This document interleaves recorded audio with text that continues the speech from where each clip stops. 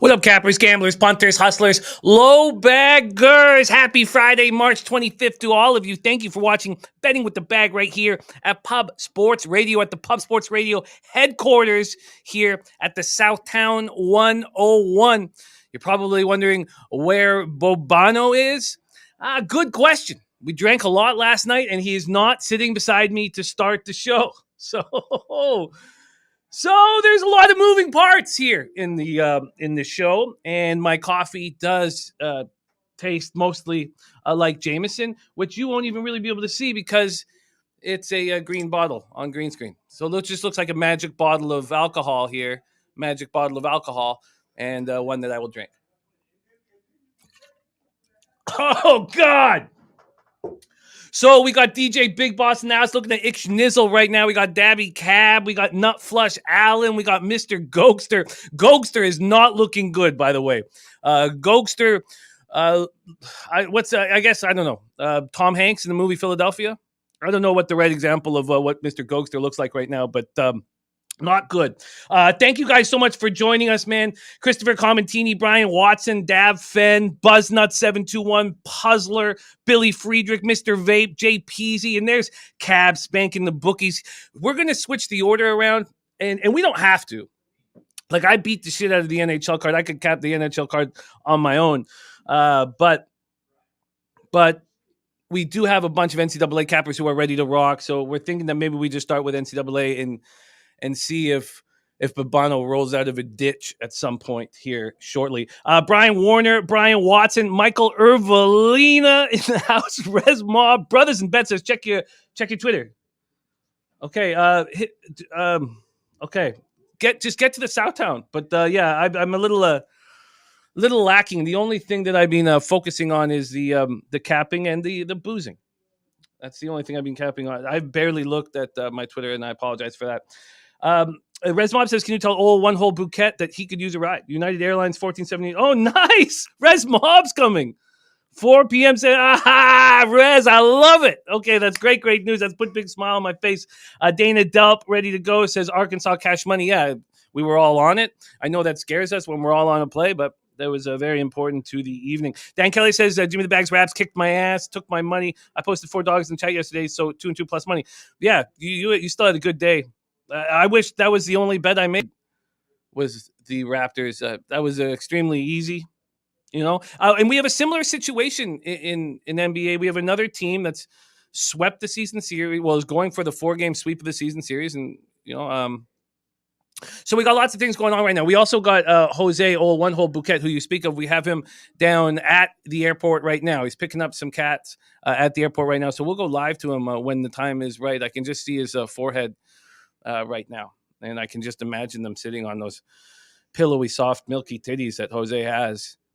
You know, just about 6 inches above those. Dell's producing now. Dell, you see Jose's titties on a daily basis, right?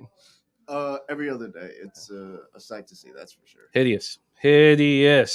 Dan Kelly says 2,300 students at St. Peter's. If you aren't rooting for them, you know you are jaded, says Dan Kelly. I see, right. Okay, we got a lot of work to do. There's LJ from H-Town on the road now. Be at Southtown in a few hours. Let's go, Cougars. I love that. There's Fat Wally in the house as well. This is extremely enjoyable, hanging out with everybody. Thank you, Aaron. Aaron Gaza, thanking me for the Vegas Knights call. I had a bad night in NHL, and it was a horrible card where these favorites on the puck line looked appealing, and he knew it was going to hurt us. Thank God for the Golden Knights. And again, that's a simple angle that's going to work in basketball, baseball, hockey. A team gets shut out twice on the road, and they're not a bad hockey team. They're going to come home, and unless they're just the worst team in the league in that sport, they're going to roll. Dell, it looks like there's some action going on there with Jose. Do we go to him? Looks like there's some action going on right now. Let's see what's happening. Jose, what's up? Hello. I'm currently in the line. Okay, you're in the line. Waiting to. Yeah. Well, hold on. Let me flip myself around here. I'm currently in the line. Okay. So, well, I'm back upside down, I guess. I don't know. I'll figure it out. But yeah, I'm in line for them. I'll be there. I'll be there in a second. Come back to me in like 2 minutes. Okay, we will. We will. Dan Kelly says can't see the bottle of Jameson because it's nearly empty. Yes, we've already beaten up a giant bottle of Kraken, and there's more to that coming. The Fanatical Jim says Bobano is actually a hologram. Dennis Garcia says Jimmy's alive, so there's that. That's one thing you can trust. That's Trump. One says Jose is still drunk. No, Jose is being very, very responsible. I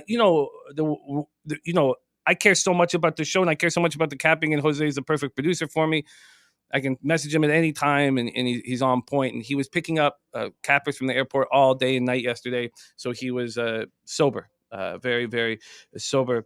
Okay, JB says you're gonna make Jimmy puke by flipping the phone. Okay, look at that. Okay, you know what? We'll go with the original plan now. Yeah, NHL, and then go over to you. Looks like Bobano has strolled in. Bobano, what's happening, man? Okay, we're almost full. We're almost as planned. How you feeling, man? I'm feeling good. Feeling great. Yeah. All right, here we go. Here we go. Fire those headphones on, and everybody's been wondering what ditch you slept in last night. I'm wondering what ditch Snizzle slept in last night. Holy shit. Yeah. I mean, that man's liver, I can't believe it. 2 fucking day bender, nonstop, all day, all night, talking a mile a minute, and he's still standing and still rocking and rolling. The heart takes a licking and keeps on ticking. I don't know how the hell he's still standing, that guy, but he's been incredibly gracious and kind to me with great comments about our show, or your shows, my shows, and Ixnizzle. He's already got the lead by a mile in terms of party animal here at Pubapalooza. Yeah, he is our hardest partier. He's our hardest partier. Speaking of that, would you like a sip of JMO to get the day started? We will, absolutely. All right. I'm just right out of the bottle. Right out of the bottle. Salute, Jimmy. Yeah, my It's man. been a great start. Yeah. Salute to everyone watching, by the way. We're not here without you guys tuning in. Absolutely. Even if you're not here, thanks for watching. We love you guys. Let's get the day started. Let's go. Day 2 for me.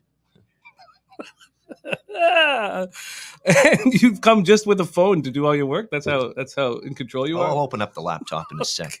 Okay, so we're gonna stick to the plan and go into NHL. Let's go. I'm All right. ready. Well, I'll have to. That shot looked pretty tasty. I'll It did. pretend that I haven't Let's go. already had one, Yep. and I'll take one too. Yes. To Pub Sports, to all you guys, and Dan Kelly says that the only reason I'm anything at all is because. Well, don't say that. But he says Jimmy Bag in this chat. Yeah. Don't say this chat. I mean, Dan, you're a spectacular capper. But he says, and all the hard work we do. He says, work is the meaning of life, and that's the one thing. So I left here at 2:30 in the morning, and I was up at 6:30 this morning. So I've destroyed this card, and I'm ready to get to This work. morning for me was like a winter morning, in a dead January night in Canada.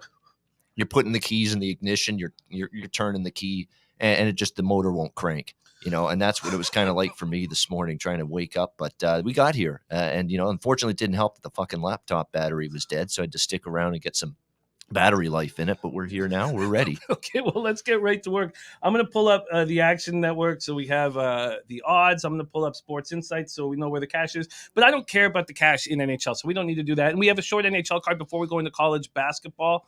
So let's get right to work. I'm going to move over to NHL, and we get started with the Washington Capitals, 7 p.m. Eastern, 35-20-10, 27-5 on the road at Buffalo Sabres, 23-33-8, 12-16-4 at home. But Bobano and I are going to be hammering NHL together, and then we're going to hammer NCAA together, and then we're going to have a few cats come in and give us their NCAA plays, and then are you saving your NBA magic for your saving it for the pop-up, because to be quite honest with you, you've only capped half the cards. So yes, tune in later, 3 p.m. Central. That's the promo right there. NBA Pub-Up. Me, Ski, Dutch will be right here in the studio. Yeah, live. So looking forward to that. Live in the studio. Okay, well, let's attack this right now.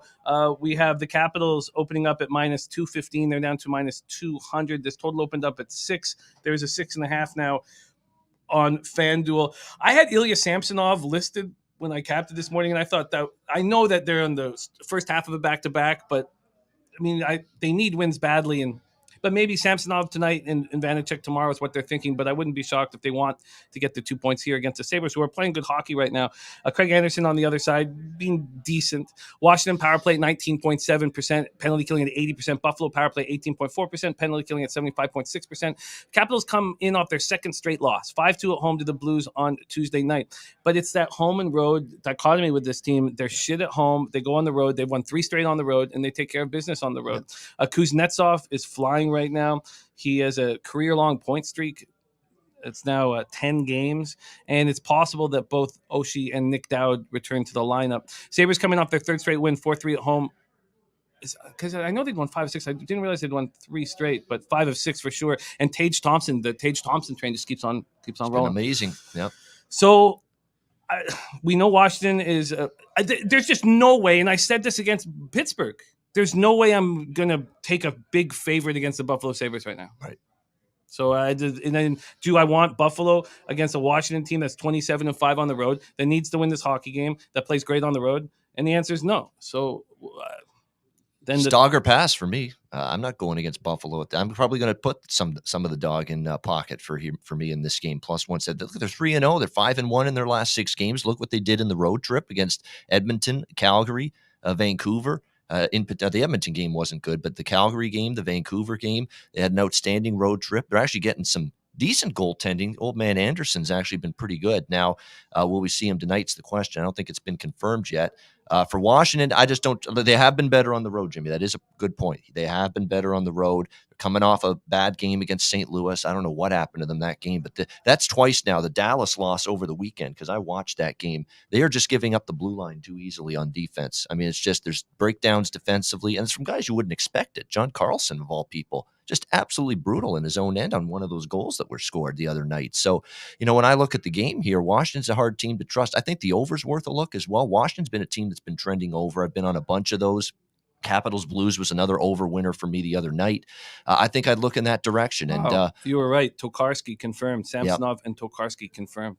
All right, Samsonov, Tokarski for Buffalo, because they've been giving him starts lately. Look, he had that magical game against Calgary. It was absolutely phenomenal. One of the actually highlight real saves of the year from Tokarski. It was like he was game. Back in goal for Canada in the World Juniors. Yeah. He has done nothing since then. Yeah. Yeah, that was basically his claim to fame there, was winning the World Junior and just doing an outstanding job in terms of leading Canada there. And you're right. He just really hasn't been able to get it consistently going here at the NHL level.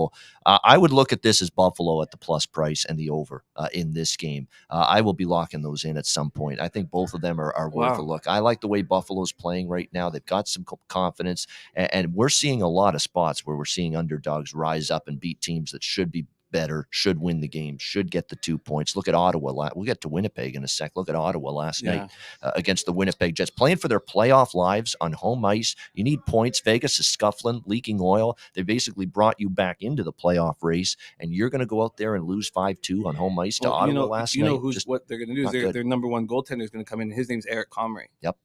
He's been better than Hellebuck right now. He is their best goalie right now. Seriously. Yeah. Hellebuck's been a hot mess. Hellebuck and John Gibson, these two guys, the U.S. hockey is pinning their Olympic hopes at some point in the future on these two fucking goalies, and neither one can stop a beach ball right now. They've lost their confidence completely. Yeah. I don't have the balls. There's a ton of action that I want on today's card, and I haven't moved on anything. And I don't want an angry Capitals team facing the Sabres. I certainly am not going to fade the Sabres with any kind of big favorite. And I get the certainly good Washington spot. I do agree with that, because that was a bad game at home against St. Louis. Ugly. Now they're going on the road. You'd expect them to be much better. But again, you're paying the price for it. That's a price I'm not willing to pay. And the over 6 is at -125.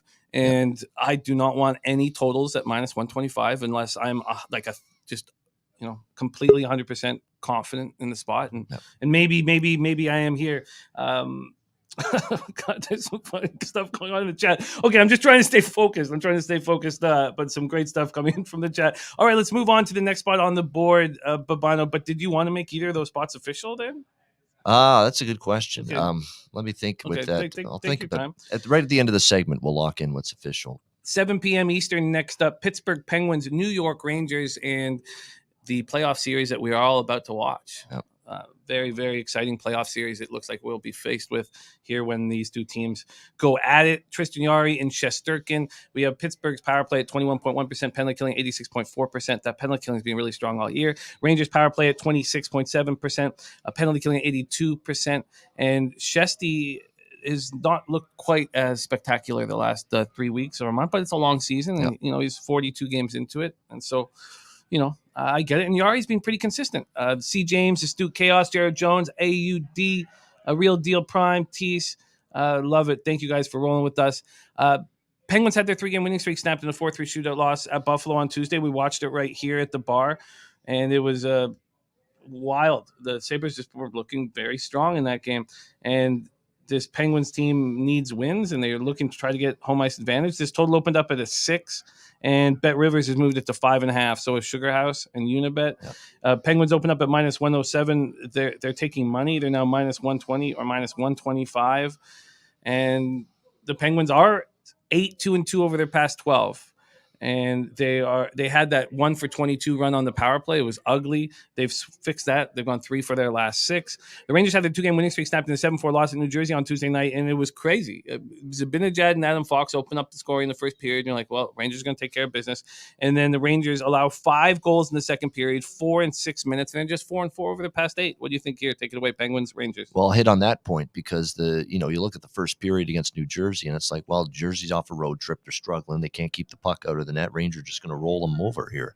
And it just didn't happen. In the second period, you saw what New Jersey did. They came right back, and really it was defensive issues. And every quote from, Chris Kreider, Ryan Strome after that game, they all said, we just stopped playing. We thought we'd won the game already. We're playing well.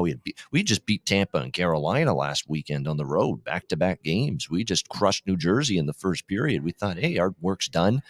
And I think a little bit of disrespect to the Devils because you're right. They looked a little bit, just bad play with the puck defensively, breakdowns, and they hung Shesterkin out to dry. Now, there was one goal, Shesterkin. I thought, hey, he's got to stop that. And he hasn't had many of those this year. But for the most part, that was more New York Ranger defense letting down Igor Shesterkin than him being absolutely brutal in the net. And it was just a bad second period, and they never recovered from that. And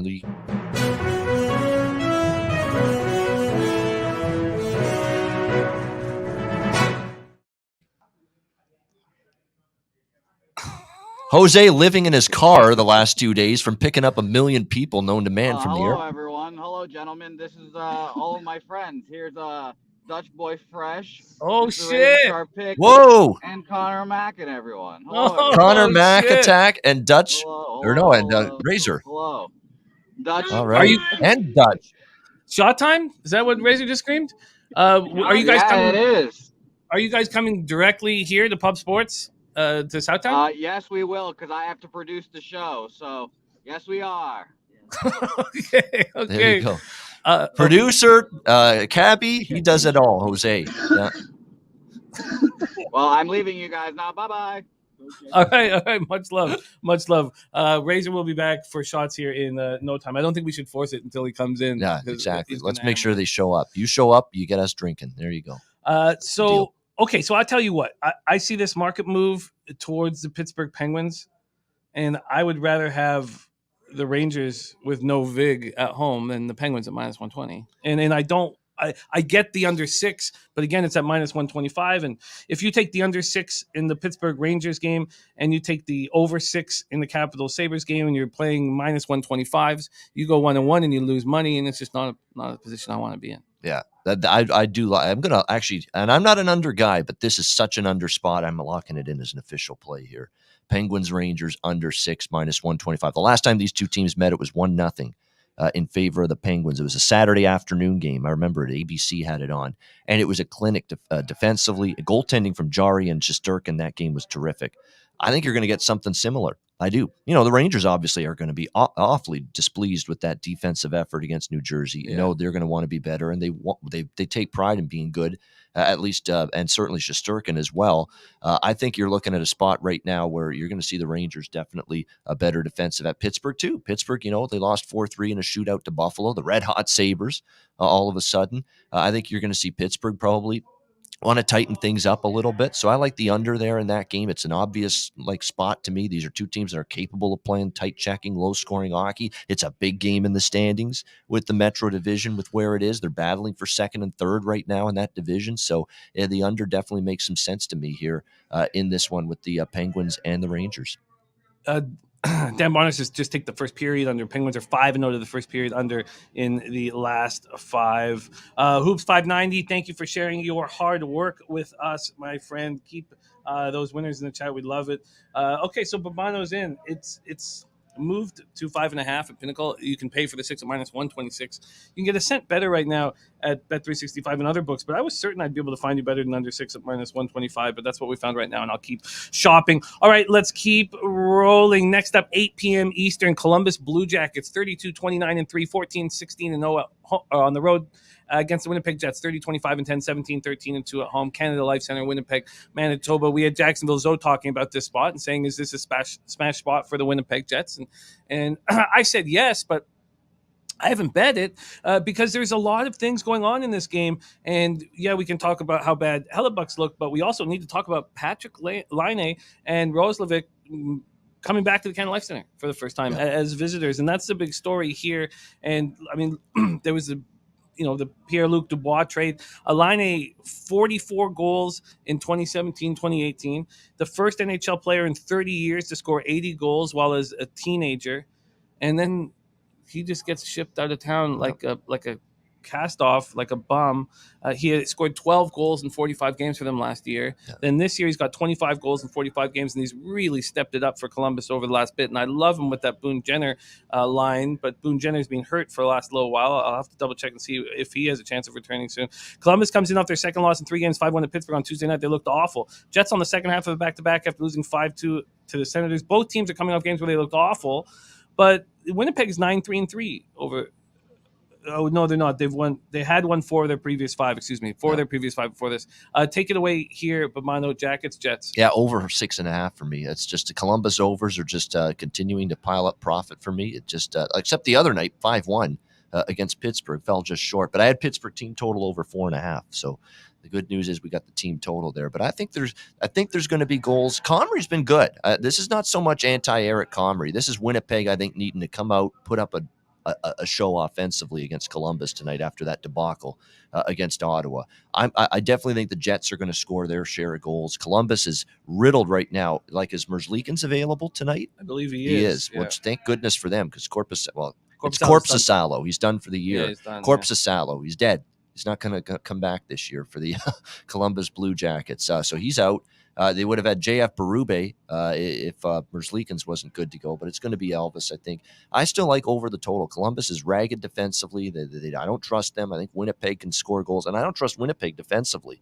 Like, if Eric Comrie's great and he's going to come up with 38 saves and he stops 36 shots or 36 saves on 38 shots, so be it. Maybe he's going to have one of those games. He's certainly played better than Hellebuck lately, but I don't trust the defense in front of him. Keep in mind, there's been some trades. They're weaker defensively without Andrew Kopp, in my opinion.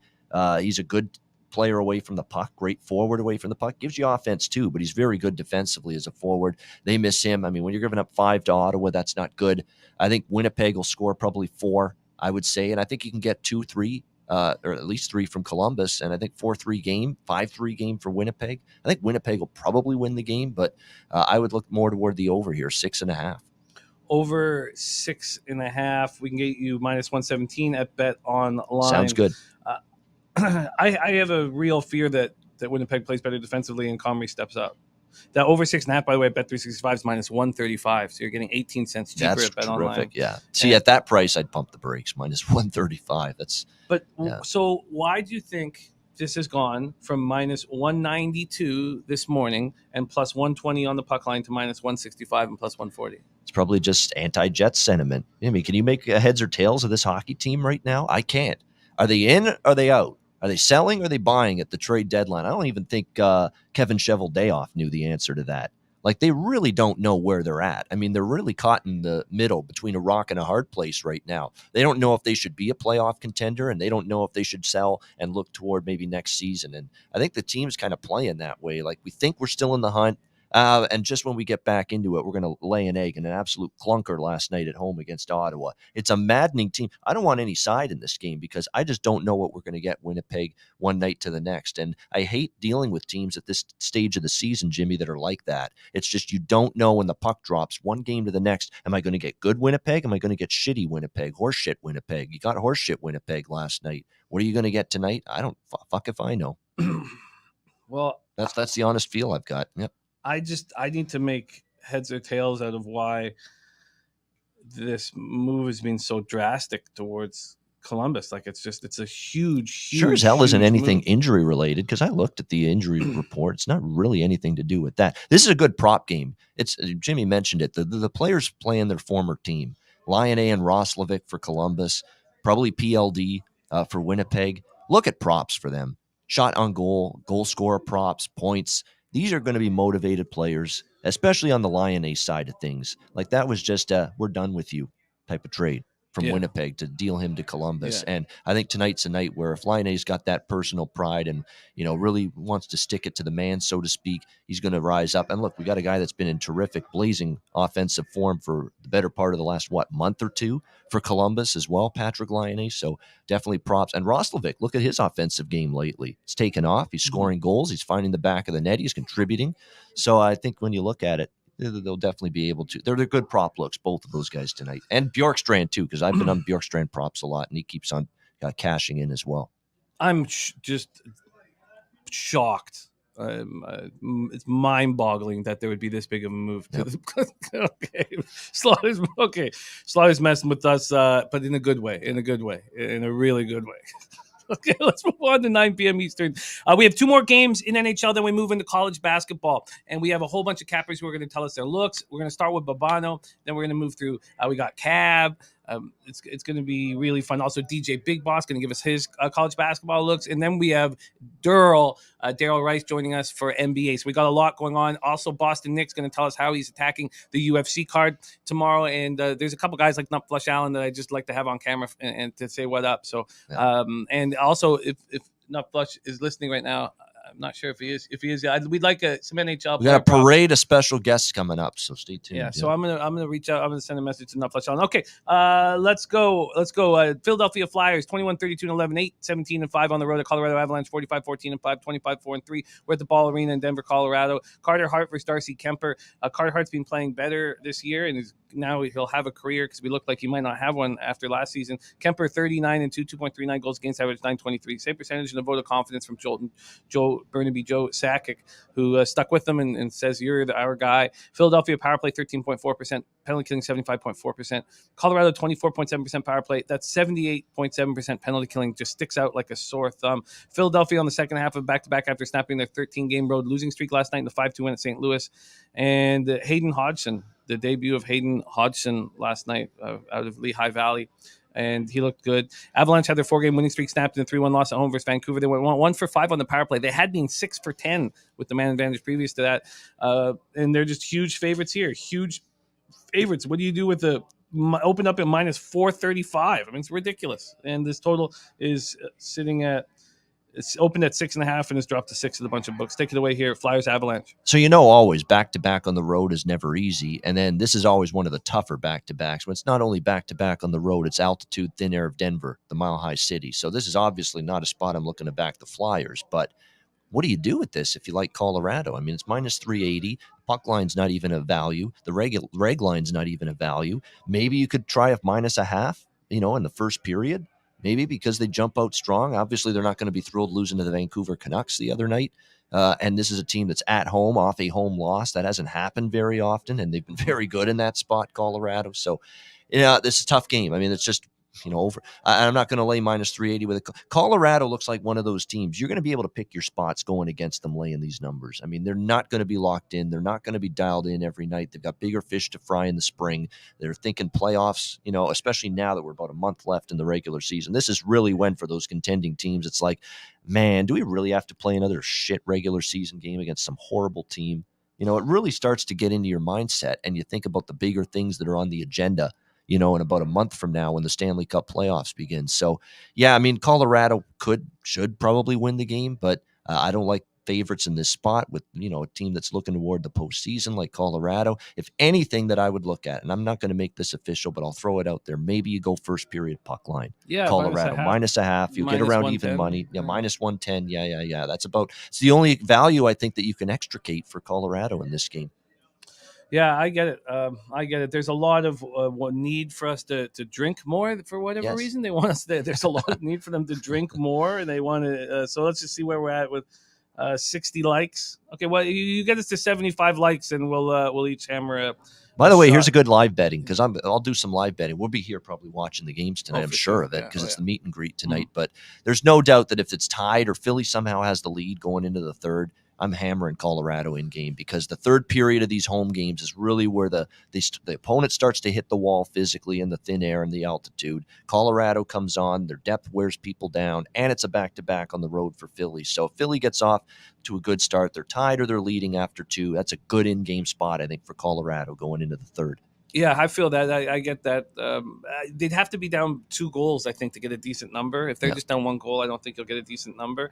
But yeah, I get it. And that first period -1/2 is interesting. Dan Bonner saying hammer every Avs shot prop. Says, I love my Flyers, and they got their one road win. Avs will rip 40 to 50 shots. So that first period is interesting.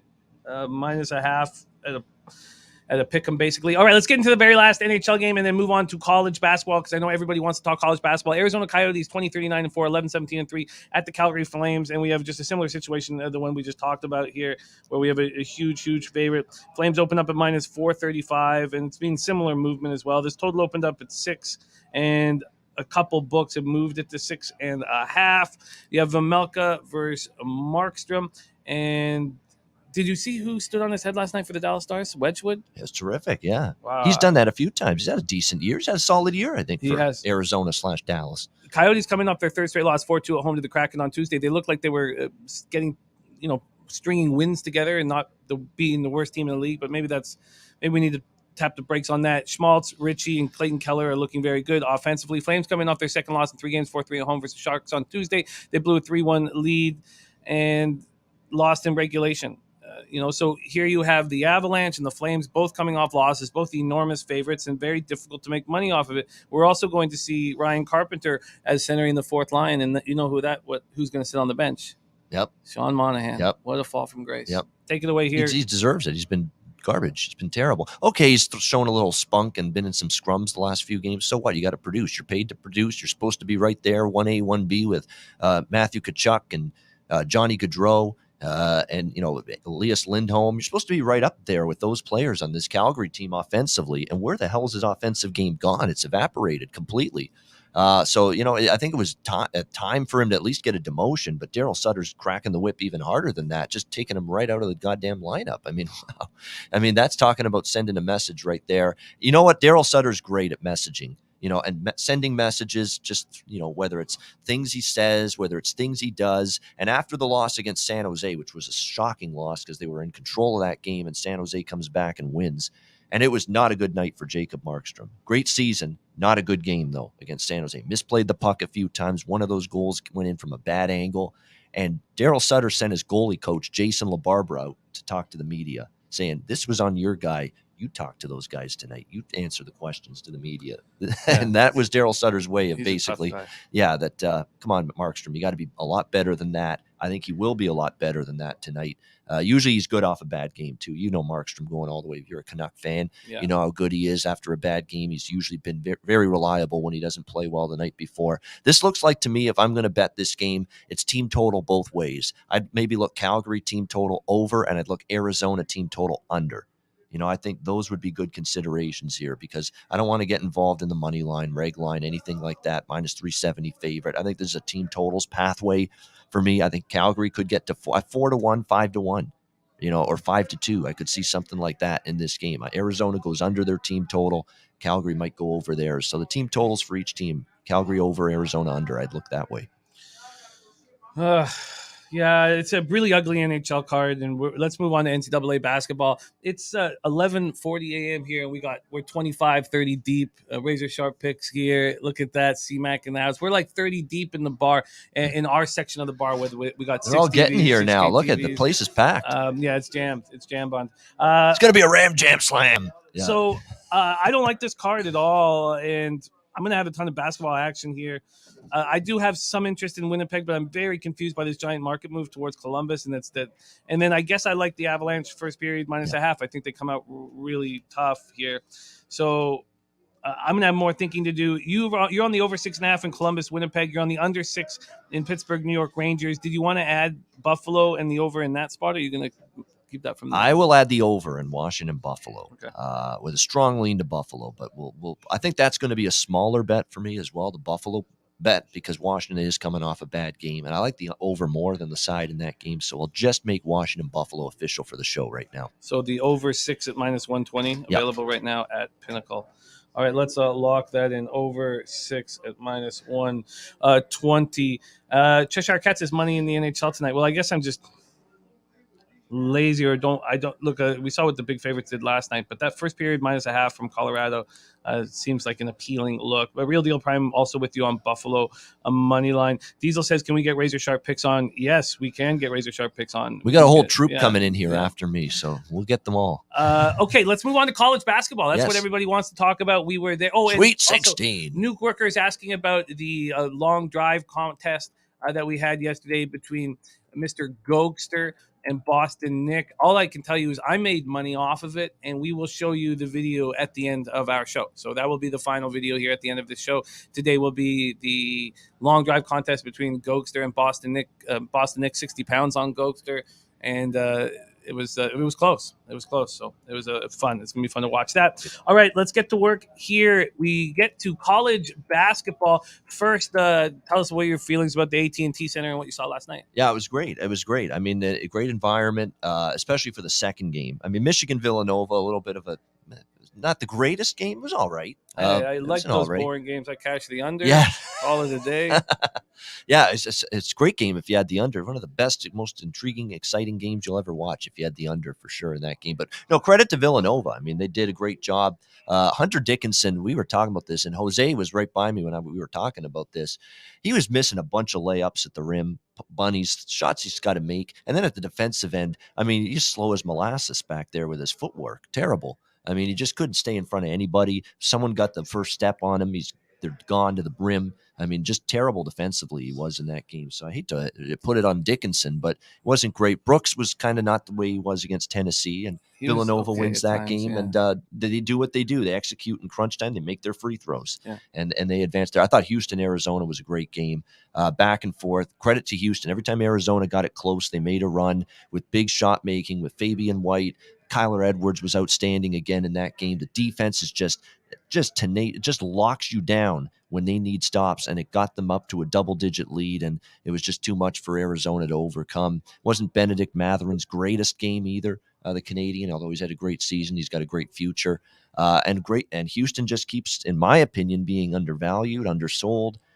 Nobody talked about them really winning the tournament, thinking maybe they'd be a little bit weaker this year. And think about the fact Marcus Sasser's been out most of the year, one of their best players, one of their best scorers, and here they are in the Elite Eight. And Jimmy, they could win the whole damn thing with that defense. That convinced me last night what they did, that they can win it all. Well, they're 2-point favorites over Villanova. It was the seeding was. They're not sleeping on Houston anymore. The betting markets, right.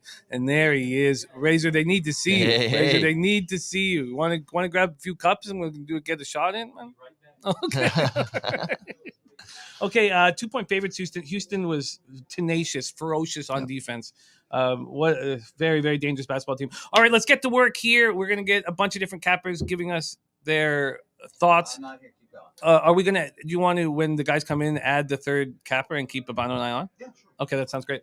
Okay, so I'll give you the list as we go. But let's start with Bobano's looks and Bobano's thoughts here on the show. I Need Money says he needs to do some color commentary. I tell you what, we're getting Bobano to play-by-play our poker tournament on Saturday. So everyone's very excited. Problem is, I'm not too well-versed in how poker works. Don't worry. We'll give it our best shot. Just shit on people. Just say terrible what things. A terrible hand there, yeah.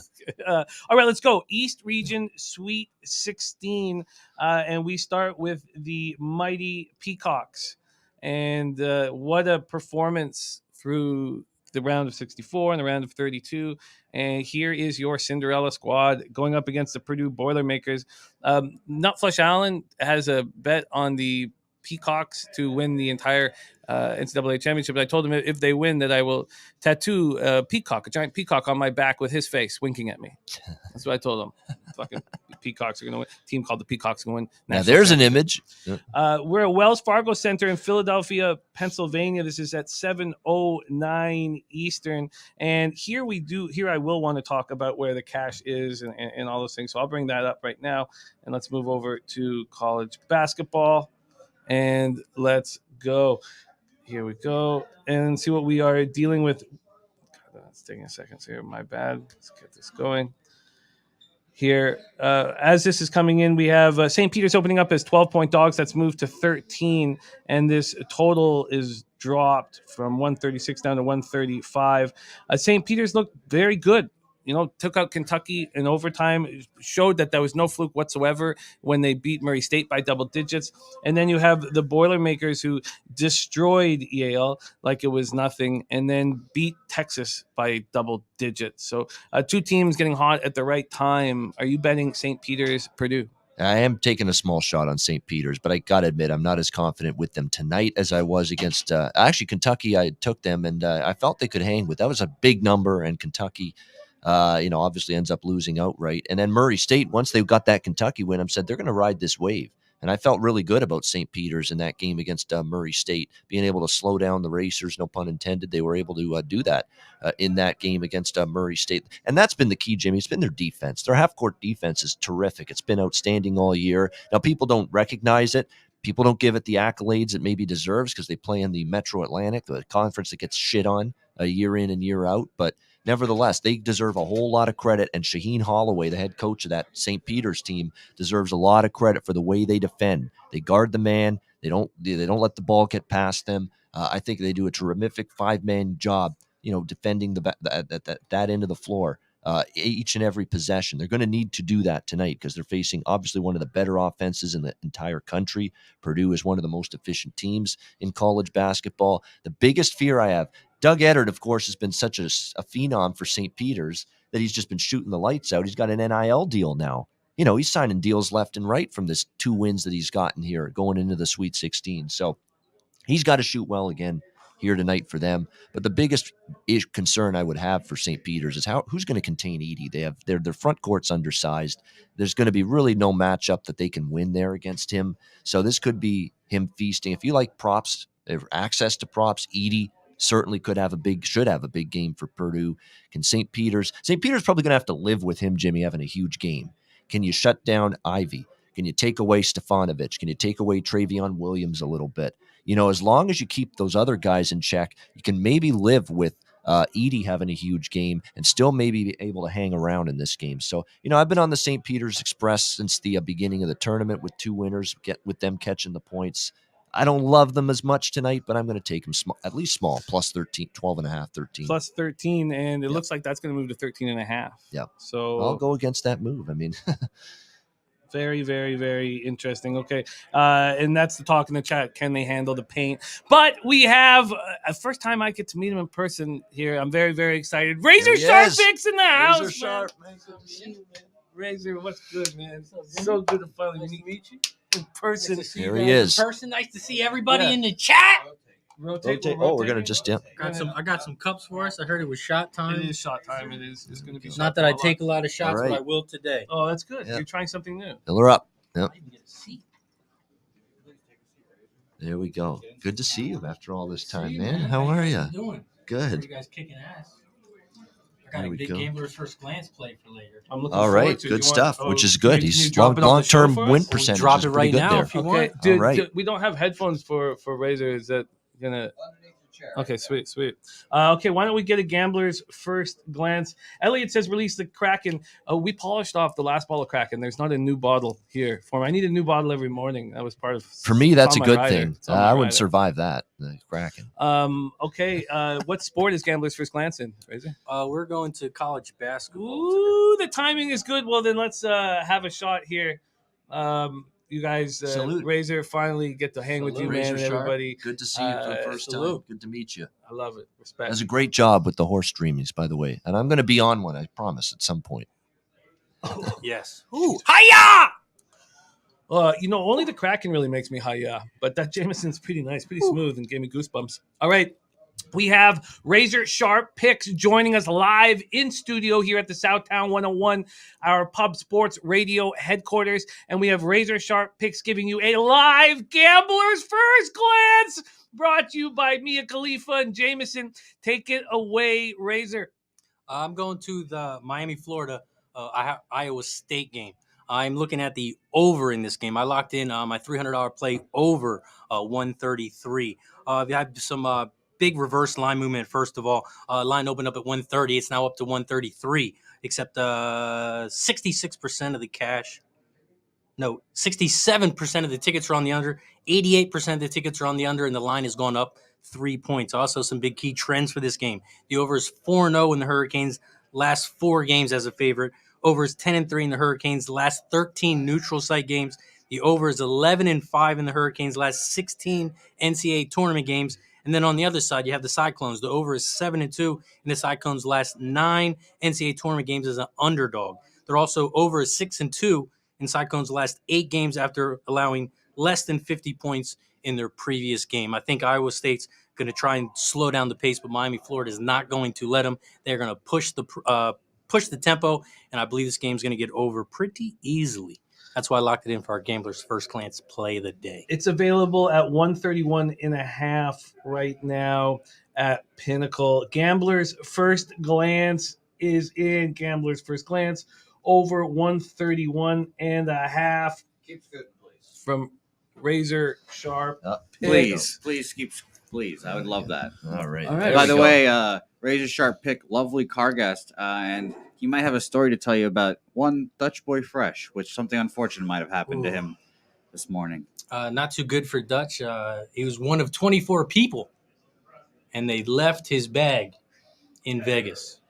Oh, So shit. he is here just in the clothes he has on now. Okay. And there might have been certain things in that bag you wouldn't want to lose. A lot of stuff in that bag that we do not want to lose. Shit. Perhaps an ounce of something you don't want to lose. Yes, I think we can put 2 and 2. We're not splitting the atom, figuring out what the hell you're talking about. We had Jose, it. We had it right away. Yeah. I'm dumb. Sorry. Big shout out to Virl Video. It says, I wish I was there, boys. Buy someone a beer with this dono. Virl Video, thank you so much, man. It means a ton to us. You've had our back since day one, and it means a ton. It means the world to us. So thank you for your support.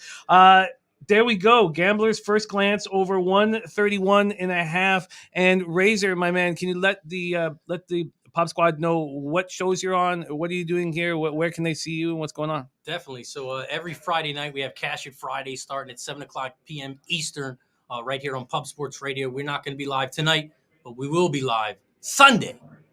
Horses all day. Redema. Yeah.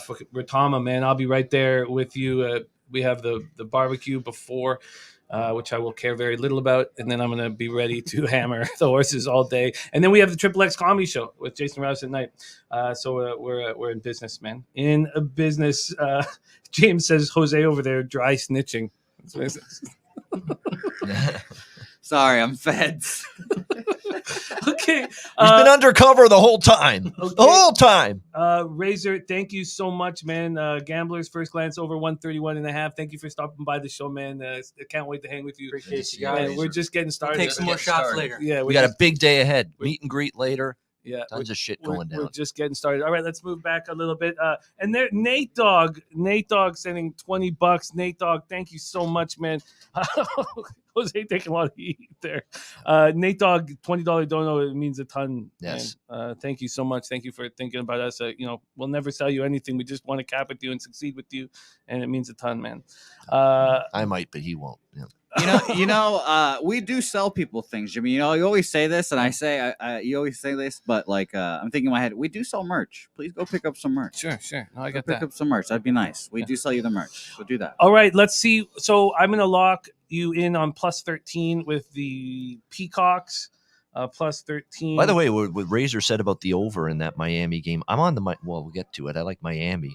I think if Miami wins, it's going to go over because they got that guard trio with Moore, McGusty, and obviously, Moore, McGusty, and Wong. They've been absolutely outstanding. And I think if Miami wins that game, which I think they will, it's going to go over, and it's going to be because of their offense, which has been great. What a difference a year makes with Iowa State. There's Wham Bam in the house. Wham, when do you get here, man? When do we get Wham Bam here? 5:30. 5:30. 5. All right, let's move to 7:29 p.m. Eastern Midwest Region Sweet 16. Number 4 seed Providence Friars 27-5 versus the number 1 seed Kansas Jayhawks 30-6. We're at the United Center in Chicago, Illinois, and I was there in 2016 for the Sweet 16 and the Elite 8.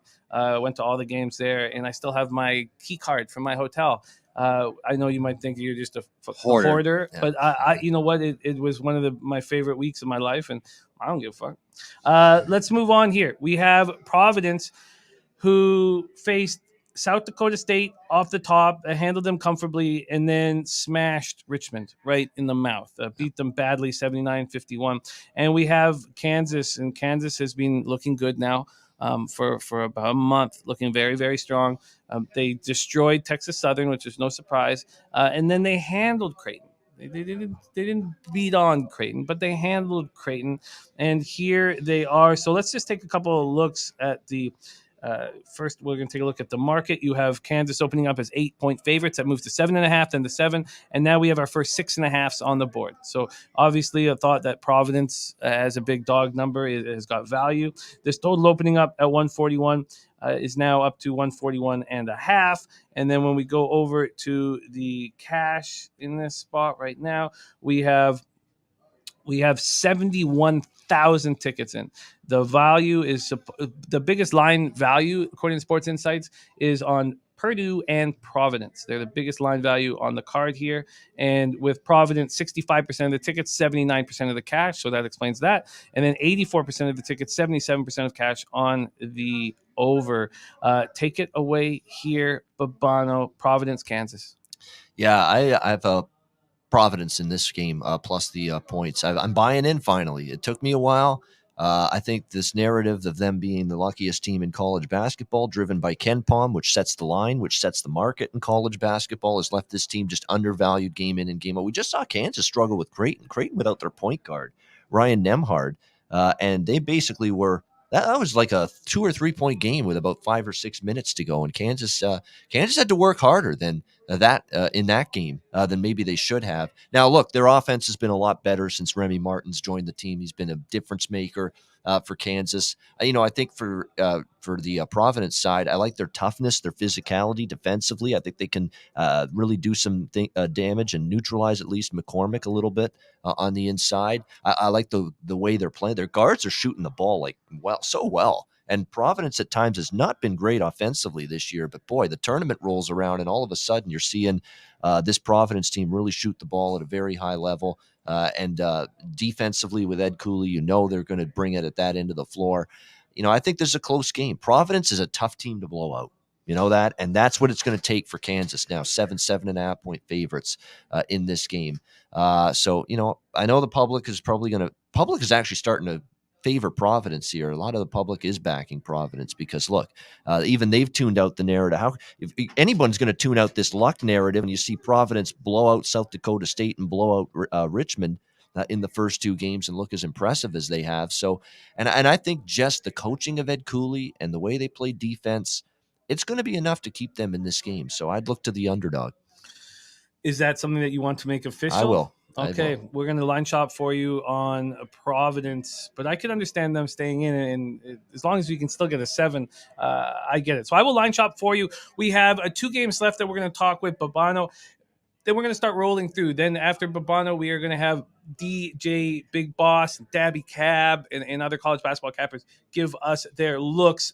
Let's go. Next up, no, Twan, we haven't gone over basketball yet. Darryl will be joining us in... Not for a while. We're going to be really focusing on college basketball here for the next little while. Billy Friedrich says Providence is +7 at -113 at Bookmaker. Perfect. Thank you. +7. I'll have NBA on the Pub Hub later. That's where my NBA will be. And unveiled. Here we got Billy Brisbane in the house. He's going to be jumping on the show when we talk NBA as well. Billy, what up, my man? And okay, all right. So let's move on to the next spot and the. For me, I find this the most exciting game on the docket. East Region Sweet 16, North Carolina Tar Heels 26-9 versus number 4 UCLA Bruins 27-7.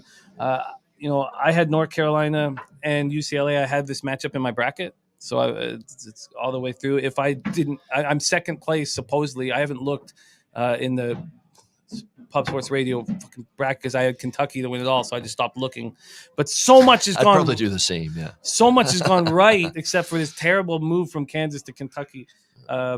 before the night before. Let's go. North Carolina Tar Heels 26-9 versus number 4 UCLA Bruins 27-7, and we're at Wells Fargo Center in Philadelphia, Pennsylvania. Let's first bring up the cash and the market here. We have North Carolina, the total opening up at 142, and it's dropping. It's dropping down to 141 and 141.5. And from a spread perspective, we have UCLA opening up at -2.5, and they're now -2. They're now -2. And then when we go over to the cash flow here, we have North Carolina with 55% of the tickets, 60% of the cash, and then 71% of tickets are on the over, but just 27% of cash is on that over. This is a fantastic matchup. I can't wait to hear your breakdown. Take it away, North Carolina, UCLA. It is, because you give Hubert Davis a lot of credit, because North Carolina didn't start the year strong, and they came on down the stretch extremely well. Last few weeks of the regular season was probably their best stretch of basketball all year. It went into the ACC tournament. They played extremely well as well. And then now, of course, you get them now in the NCAA tournament with what they've done. I mean, they just took apart, dismantled Marquette, and then they followed that up with a huge, monstrous lead against Baylor that really, to me, people are going to look at that and maybe say, wow, North Carolina nearly gagged that game away, choked that game away, blew that big lead.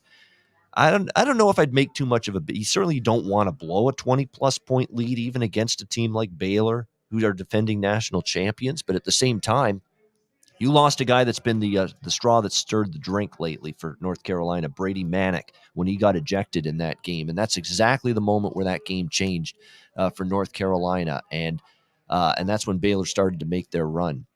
He's obviously going to be back. I love the way they're I love the way they're defending right now. And that was an issue with North Carolina earlier in the year. You're getting tremendous performance. Leaky Black's been great. Armando Bacot's been outstanding down the stretch. It's really inside-outside balance. It's the rebound. They're one of the best rebounding teams in the country as well. I think that's something that people sleep on with North Carolina. And for UCLA, look, great win against St. Mary's. Played very well against St. Mary's. Have been playing a good basketball going into that game. Great defensively.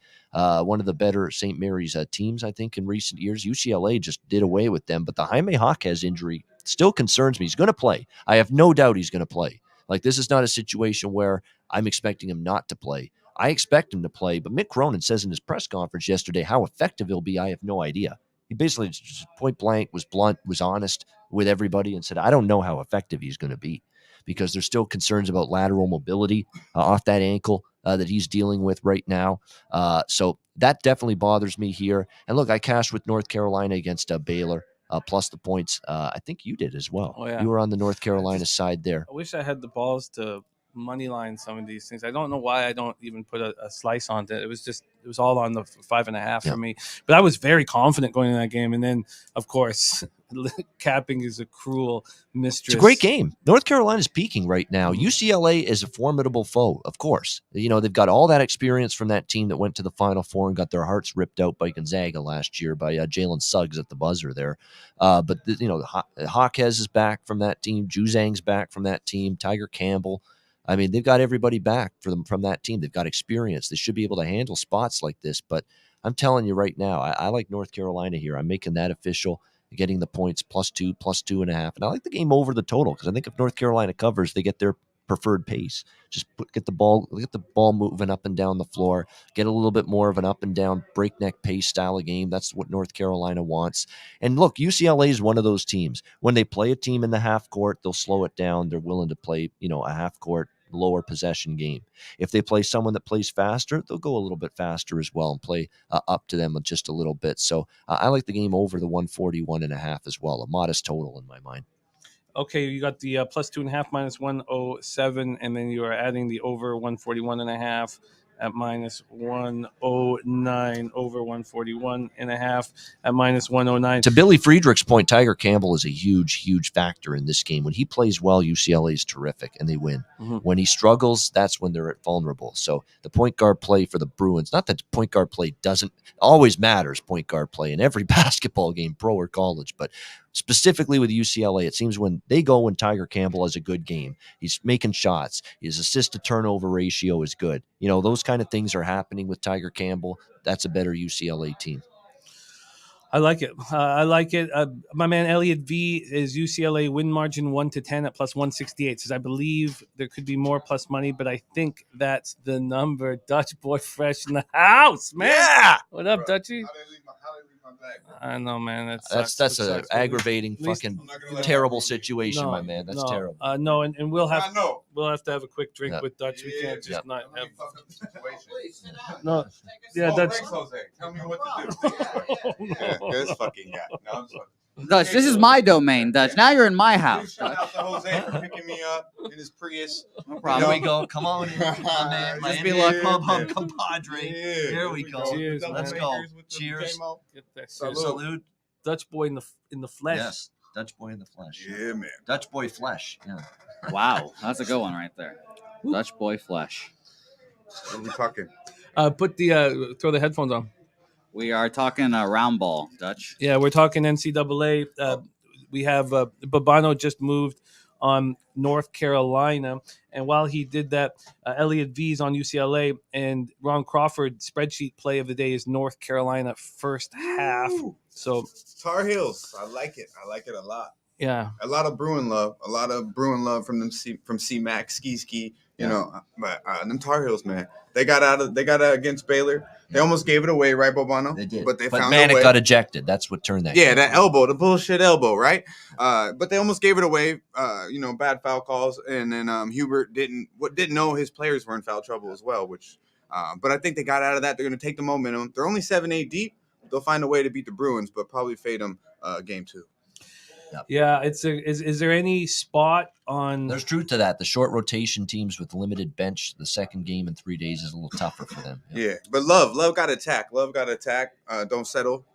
Davis is nice out there, man. But the Tar Heels will find a way. Manic is nice. The Oklahoma boy is nice. He's like that YMCA guy. You like, man. You can't stop him. Can't stop the dude. Yeah, So, no, he's I tough. fuck with the Hills. So that we have 4 big games. We want to save your NBA for the huge NBA Pub Hub, which is going to be incredible to have you guys all live Can't together. wait. 3 Yeah. Central. I didn't Tune in. really- Yep. Yeah, for sure. So, but in this card tomorrow in college basketball, is there any team that you really want to have money on tonight? Well, like I told Bobano, we talk about. I don't really fuck with college ball. I placed 2 bets this year, and they've both been the Tar Heels last week, and then against Duke when they was getting 12. But I did tell him that I think that Duke's gonna win it for Coach K. I'm a big believer in the stories, and they kind of shitted on him too when he got put on it. The Tar Heels put it on him and Cameron. Meaning the whole media, everybody shitted on him, right? So Coach K did a lot for the game. I wouldn't be surprised if they win this whole motherfucker. I knew they was gonna beat Tech last night, and they're gonna win Elite Eight. They're gonna make it to the Final Four, and they'll probably cut the nets down for Coach K. It's the storybook ending. I mean, Peyton went out on top, Ray Lewis went out on top. All these motherfuckers go out on top. Coach K's done so much for the game. I mean, he probably gonna go out on top, bro. It's just what it is. yeah. I heard that he's a cross. Hey, we've been ripping on Duke's defense all year, and not all year, but especially the last 2 weeks. They've not been great defensively, but give them credit the last couple games. They down the stretch in these close games, they have tightened up. They got the stops they needed against Tech last night, and Banchero just outstanding. And I Deuce mean, down the got stretch the as well. talent. I mean, come on, they always got the talent, right? And when I look at the teams, look at Gonzaga, they lose. Look at all the 1 seeds out. The parity is just crazy. So anybody can win. So why the fuck not Duke and Coach K, right? I mean, so if you're getting plus money on them, I take it, bro, for real. I don't do future bets or anything like that, but it's in writing. It's a beautiful thing for Coach K to go out on top. Duke, it is what it is. Fuck Dookie, though, I will say. But respect Coach K. Yeah, no, I feel you. I've not had much respect for Coach K over the last 24 hours or so. I've been talking about how he's a cage dancer and a cross dresser, and that's what he was going to tell us what club he'd be in San Francisco after the loss. But, Did you bet Tech yesterday? No, Oh. no. There was the Oh. only game I stayed off completely. I was very, very uncomfortable with the game and all the Tech love. I just stayed off. Hey, that Toronto thing was a beautiful thing, though. Yeah, really. Toronto, hey, I see you. I should have told it. First quarter, first half, full game covered all the way. Yeah. Oh, No sweater, man. Yeah. You see, well, no, we got a nice little Beautiful. blend. We got a nice dinner meal going with the 3 of us. We got white rice and some lobster. There you go. We're all set. What the fuck? Yeah. I like it. Yeah. I do The like fuck, it. boy? You talking about some? What the? Bobano, I ain't no motherfucking lobster. Someone's bro. gonna get an Come open on, hand you're slap. a little toasty, Dutch. You just look like you just came out from the Tan. Hawaii. He's tan. Hey, I will say, I got a lot of love for San Antonio and Jose for picking me up. But I fucking Vegas, they fucked up my bag. I did not have my bag here, so what you see me in, you might see me in for the next until Monday. I'll still be fresh, but I might be wearing the same shit till Monday. Out of all the motherfucking bags they could lose, they lost my motherfucking bag. But yeah, but big shout out to my guy Jose for picking me up. I appreciate you, my guy. Jose's done a great job. Yeah, I gotta leave here soon again because I gotta pick up more people. There's another spot in the NBA card very similar to the Raptors. Yeah. The game where there's a team that's won the first 3 games against their opponent, and now they're going to sweep the series. And I do not. And you're all over it, the other side? Well, I haven't bet it yet, but I plan to be after it's discussed. Talking about the Pistons? Yeah. Yeah, buddy. I put it out in our group chat last night. I'm sure you were faded, but yeah, -3 last night, already up to -4.5. Pistons. I don't want to get into it too much because I guess I got to do something today around 3. Even no, I probably really don't even want to after the way I feel right now. But we'll get to there, and I'll get better. Once I get heavily medicated and a couple more makers in me. But yeah, man, It's gonna be Medicate Friday, not Monday. Medicate fucking 4 days in a row, heavily. But yeah, Jimmy, I thought about you actually last night when I was capping that game. I said this is the same exact situation as your Toronto Raptors, and that's why when I read it, I put it in that group chat, and I thought about you. I was like, man, this is it. That was the little Rashid thing. I don't know if you've seen it, but yeah, that was Pistons, bro. -3 last night, up to 4.5.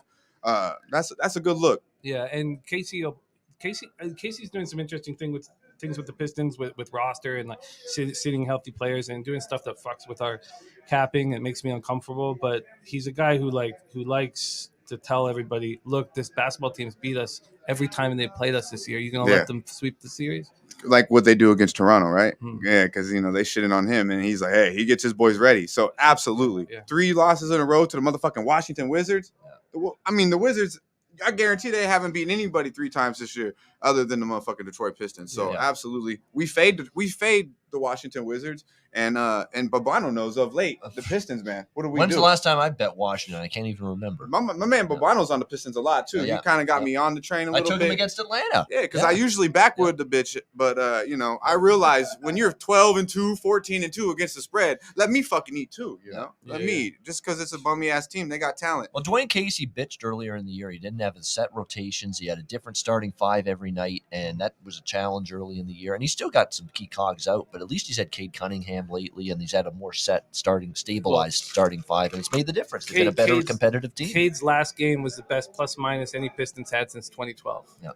Dude, Cade's so nice, bro. He's still 5 turnovers, though. Yeah. Well, I mean, he has the ball every fucking time down, and they've key on him. So, and he's still young. He's still learning the game. Cade was a plus 43 last game. I mean, Cade, that's unreal. Yeah. I don't even think I've heard that. Highest plus-minus since 2012. Not to give away that By any Pub Hub Piston. show, Wow. but I agree. Price is cheap there. Yeah. Pistons. Yeah. So yeah, man, I got a little, you know what I'm saying? I got a little something special for the later edition too with the Pistons. But yeah, Pistons, don't be scared. We don't really like the ugly girls, but we do like Detroit today. Well, speaking of girls, Roxy's man, Jeff did great with Roxy. She's a sweetheart out there, huh? Roxy Rose. Yeah, man. Yeah. She's a very nice lady. She's intimidating. I mean, everybody's scared of her, but she seems pretty sweet to me, though. But yeah, she's getting ready for karaoke tonight during the meet and greet. Dutchy, thank you for stopping by. Man. Yeah, man. Can't wait to watch you rock in the NBA show, and can't wait to hang with you all weekend. Finally get to meet you in person, man. It's about fucking time, Jimmy. Let's go. I got something for you too, bro. But the other gift, I guess I'm gonna have to send to you. You're gonna have to get in Vegas because I have one in my backpack because it couldn't get fucked up, and the other one's in my suitcase, which is not fucking here. It's gonna be here tomorrow, Dutch. It's gonna be here tomorrow. Did you not hear what I just said, Jose? It's not gonna be here till Monday, motherfucker. It's gonna be here. You gotta believe, man. You're not helping, Jose. I'm gonna get up out of here. Respect. There he is, Big Ragu in the chat. Hey, Doc, I'll see you Saturday. What's up, Doc? Doc's the only one who's probably got as fresh as gear as me, bro. Bring me some polos, maybe. You know what I'm saying? I know you fresh. Have Kelly put a couple outfits for me together, bro. I appreciate you. And what a sweetheart Kelly is. Yeah, Mrs. Doc. Doc comes through loaded Mrs. up. Ragu. All right. Dutch Boy Fresh in the house. We're 35, 40 deep in this motherfucker. Yep. Look at that, man. What's The place is packed. All right, it's the truth over here at the Southtown 101, and we're just getting started here. This is so freaking awesome, man. It's like a family here. It's family environment. We love each other. We're like family. It's just amazing. It's just cool. On top of that, you're gonna, and I guess tonight / tomorrow, everyone will be able to see everyone during the meet and greet too. It'll be a great time. Yeah, Dutch does want to smack me, but it's okay. I just want to keep poking him. Here we go. Oh, there we go. Oh shit! Vegas Golden Night. Oh, it's hat. my first Vegas hat. Yep. You know I got you. Oh shit! First time I meet Jimmy, we always bring gifts. Oh shit! Very nice. Thanks, Dutch. I That's so appreciate much. mine. Oh Yeah, man. or mine, your Pub Sports Radio host. Yeah. Or This your is Pub so Hey, it's host. all right. No, I believe it. No juice. I didn't no juice on the bench. No, hey, what did I say? What did I say, Jimmy? Immediately. Oh, Dutchy. We'll this see you is soon, my live, friend. man. Ooh, There he is, wee. the one and only Dutch Ooh, Boy wee, Fresh this is right there. live, man. This is so remember everyone, I guess we can keep reminding you, this is a live show, so who knows what You happens. know what's great too? People that you do shows with, online virtually, and then you meet them in person, they're the same person. Yeah. Look at Dutch. You can't tell the difference. Me doing shows with him for months online with NBA Pub Up, and then you see him do his shtick just now for a few minutes. It's the same thing. That's Dutch. No change. I think I'm a catfish. Yeah. Over the pants butt stuff says Bobano looking like the guy who's banging his girlfriend just sat down next to him. Ooh.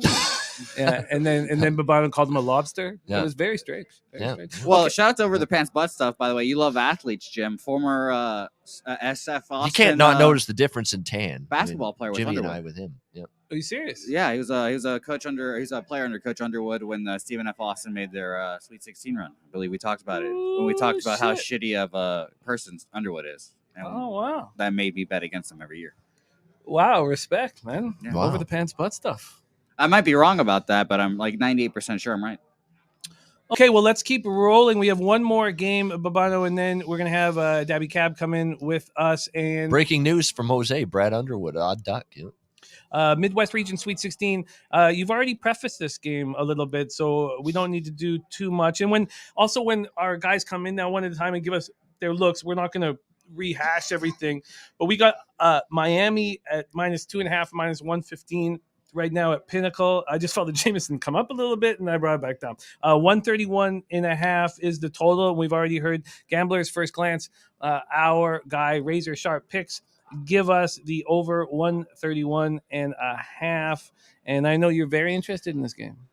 I'm on Miami money line. I'll even take the bad price. I'll go money line. I don't like screwing around with -3. Like, what if it's close and there's some shenanigans late? So I'll go money line. I'll pay up, even if it's probably up to -150. I would probably say right now, Minus yeah, because I got it at 154. -130. So yeah, I'll pay up and make it official at -150. I just love the way Jimmy Larrañaga's gone with this team. 3 guards, 1 big. It's working. This lineup has just got great chemistry right now. They're playing terrific offensively. They're rolling. And Iowa State, they've made me some money this year too. TJ Otzelberger's done a good job. Brockington's an outstanding player for them. They play great defense. They really do. I mean, it's going to be a challenge for Miami. There's going to be a good test against that Cyclone D right now. But Miami's 3 guards are too good, in my opinion. Moore, McGusty, and Wong. They handle the ball well. They know when to pass. They know when to shoot. Shot selection, just decision making. At the offensive end of the basketball court, I think is terrific from this Miami team. I think that's going to end up being the difference when it's all said and done. And I know Razor Sharp was with us earlier, Jimmy. You like the over. I agree with that because I think if Miami wins, the game's probably going to go over the total. And, Iowa State, again, they beat Wisconsin. In fairness to Iowa State, they beat Wisconsin in Milwaukee at the Fiserv Forum where it was a Badger contingent there. It was almost like a home game for Wisconsin. So that was a solid win. They beat LSU. Dysfunctional, coaching change, didn't play well down the stretch. Wisconsin's not a great offensive team. You shut down Johnny Davis, you shut down Wisconsin.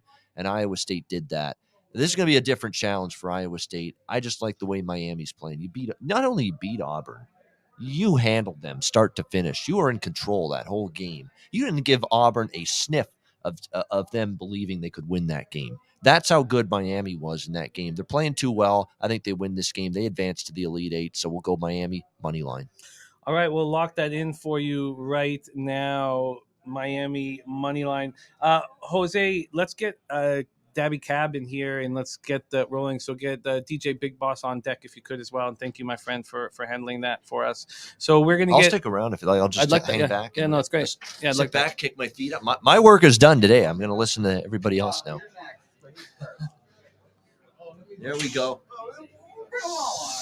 There he is, the college football. Remember that show? Yes, Saturday morning kickoff show.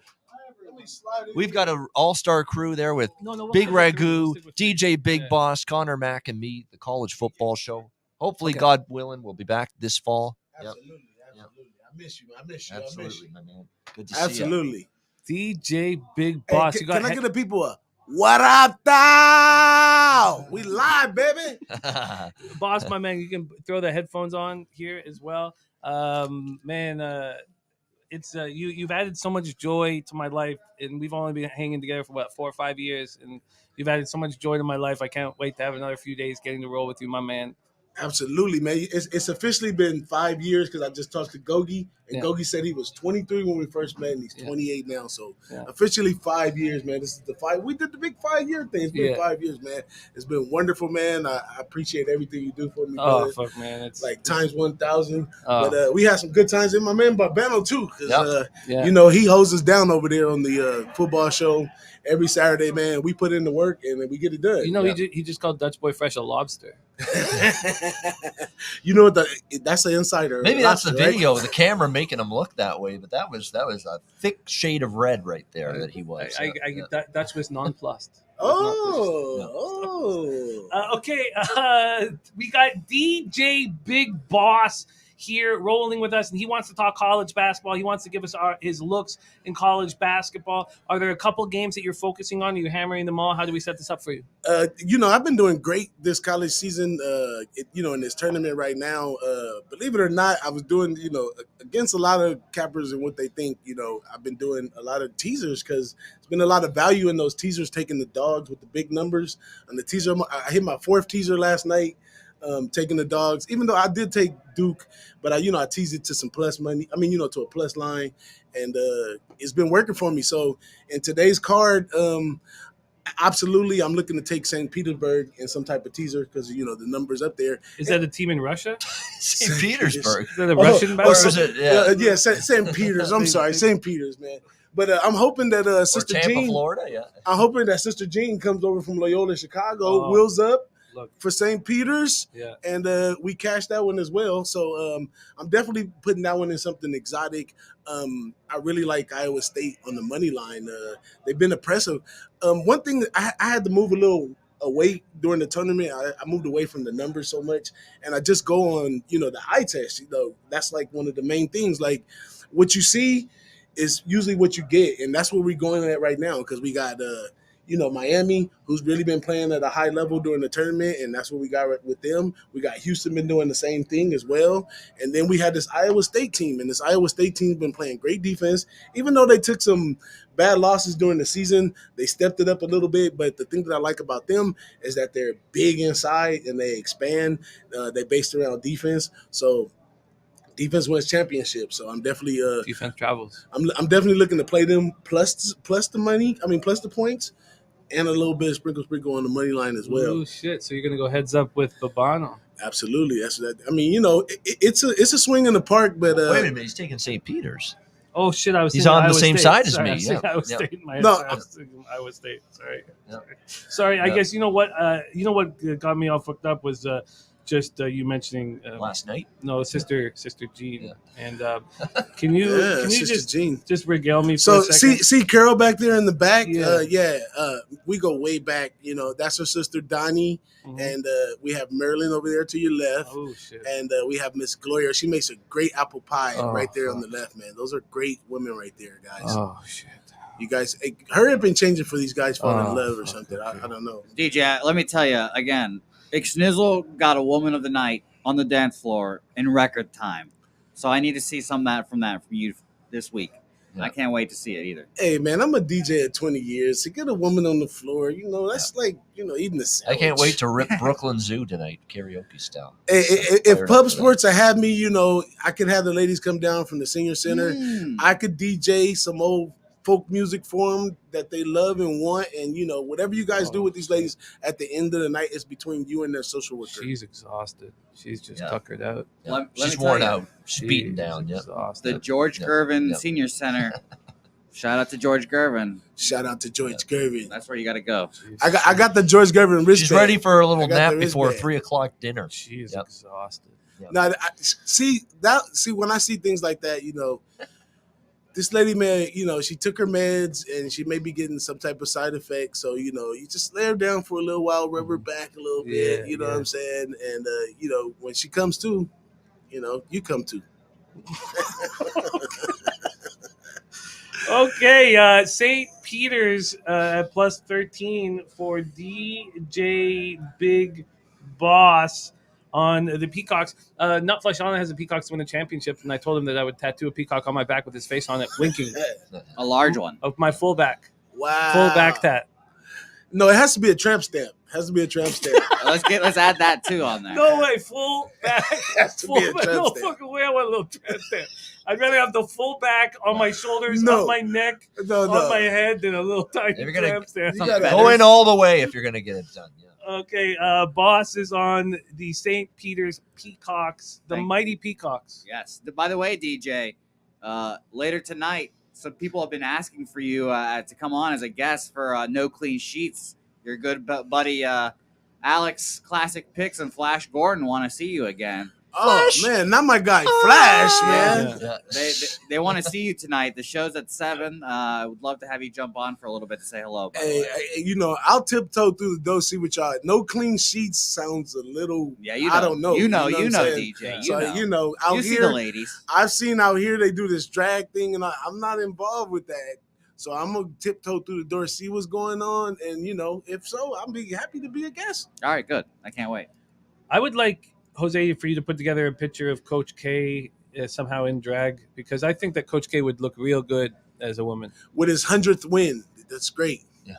Let's move on to the next spot on your college basketball card. DJ Big Boss, who is it? I like taking North Carolina to beat UCLA. UCLA, I think they're overrated.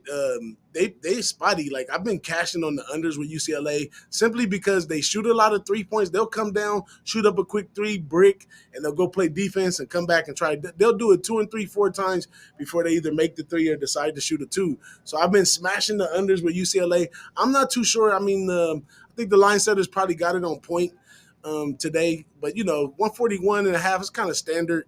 But I think North Carolina, they're kind of vibing a little better right now.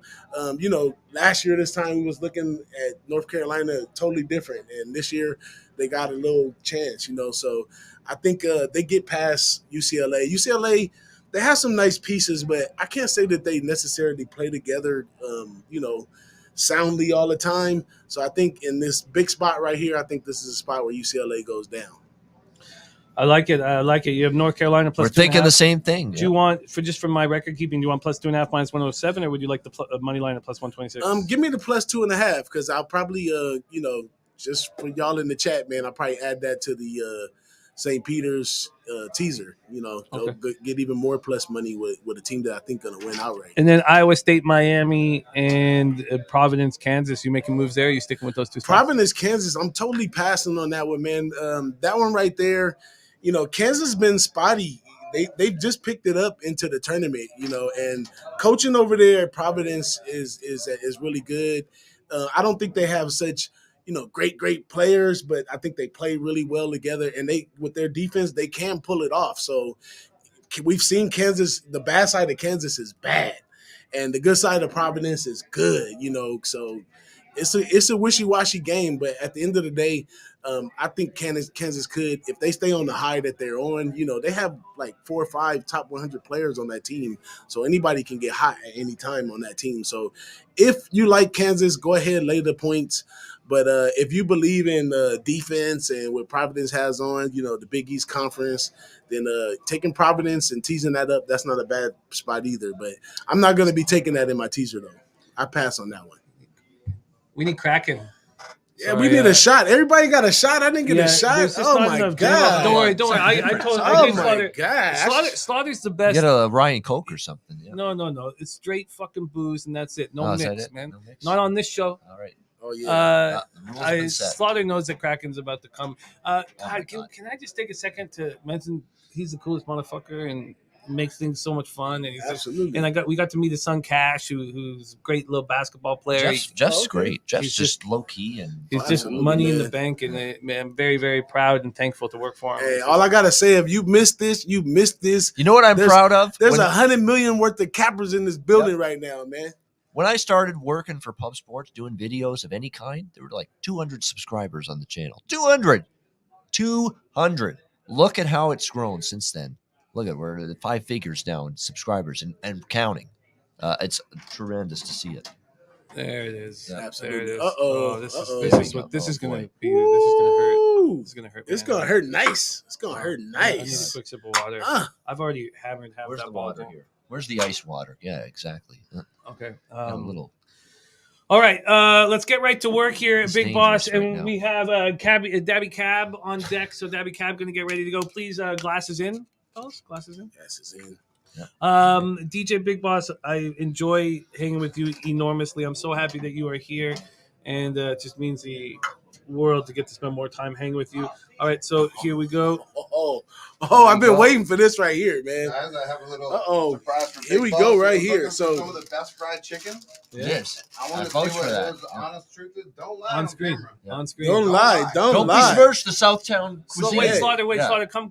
We want to see besmirch you drop this Yeah. on camera. We need to see the face. Come join us here for a second. Tell us, Come on, yeah. tell us what flavor, because these Yeah. wings are The man. fucking spectacular. These are like a The Nashville king of the hot type castle thing. right Yeah, here. down Jeff at the- Slaughter, folks. Yeah, Right here. This is our Yeah. leader right here. Yeah. And we're at Southtown 101 here in San Antonio, and these are spectacular. Can you give us a little?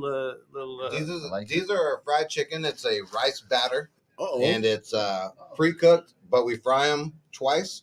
And it's King Willie recipe, secret recipe. If I told you, I'd have to kill y'all. Okay, well, we don't Okay, want that okay. shit. We don't want that That's right. shit. Yeah. This is the Big Boss challenge, though. He was looking for the best fried chicken, and we're gonna start here, see what he thinks. All right. go. We want you to own shit, so we won't give away the See? secrets. Yeah. They put my they put my 2 favorites. I don't know which one. Should I eat the chicken first or take the shot? I'm gonna take the shot. Take first. the shot first. All right, and then we need Daby Cab ready to go Yeah. here.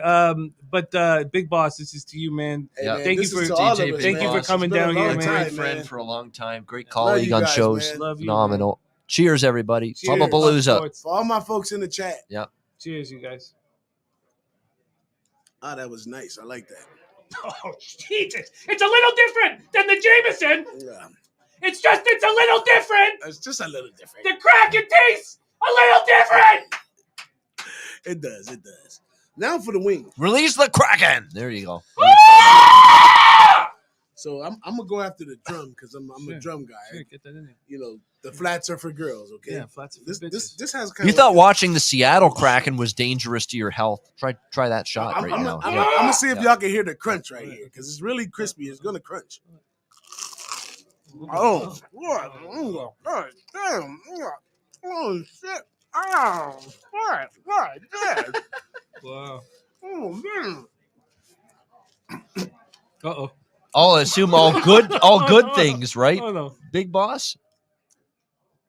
I would kiss the All cook. good things. I would kiss the cook, but How long would you kiss the cook for?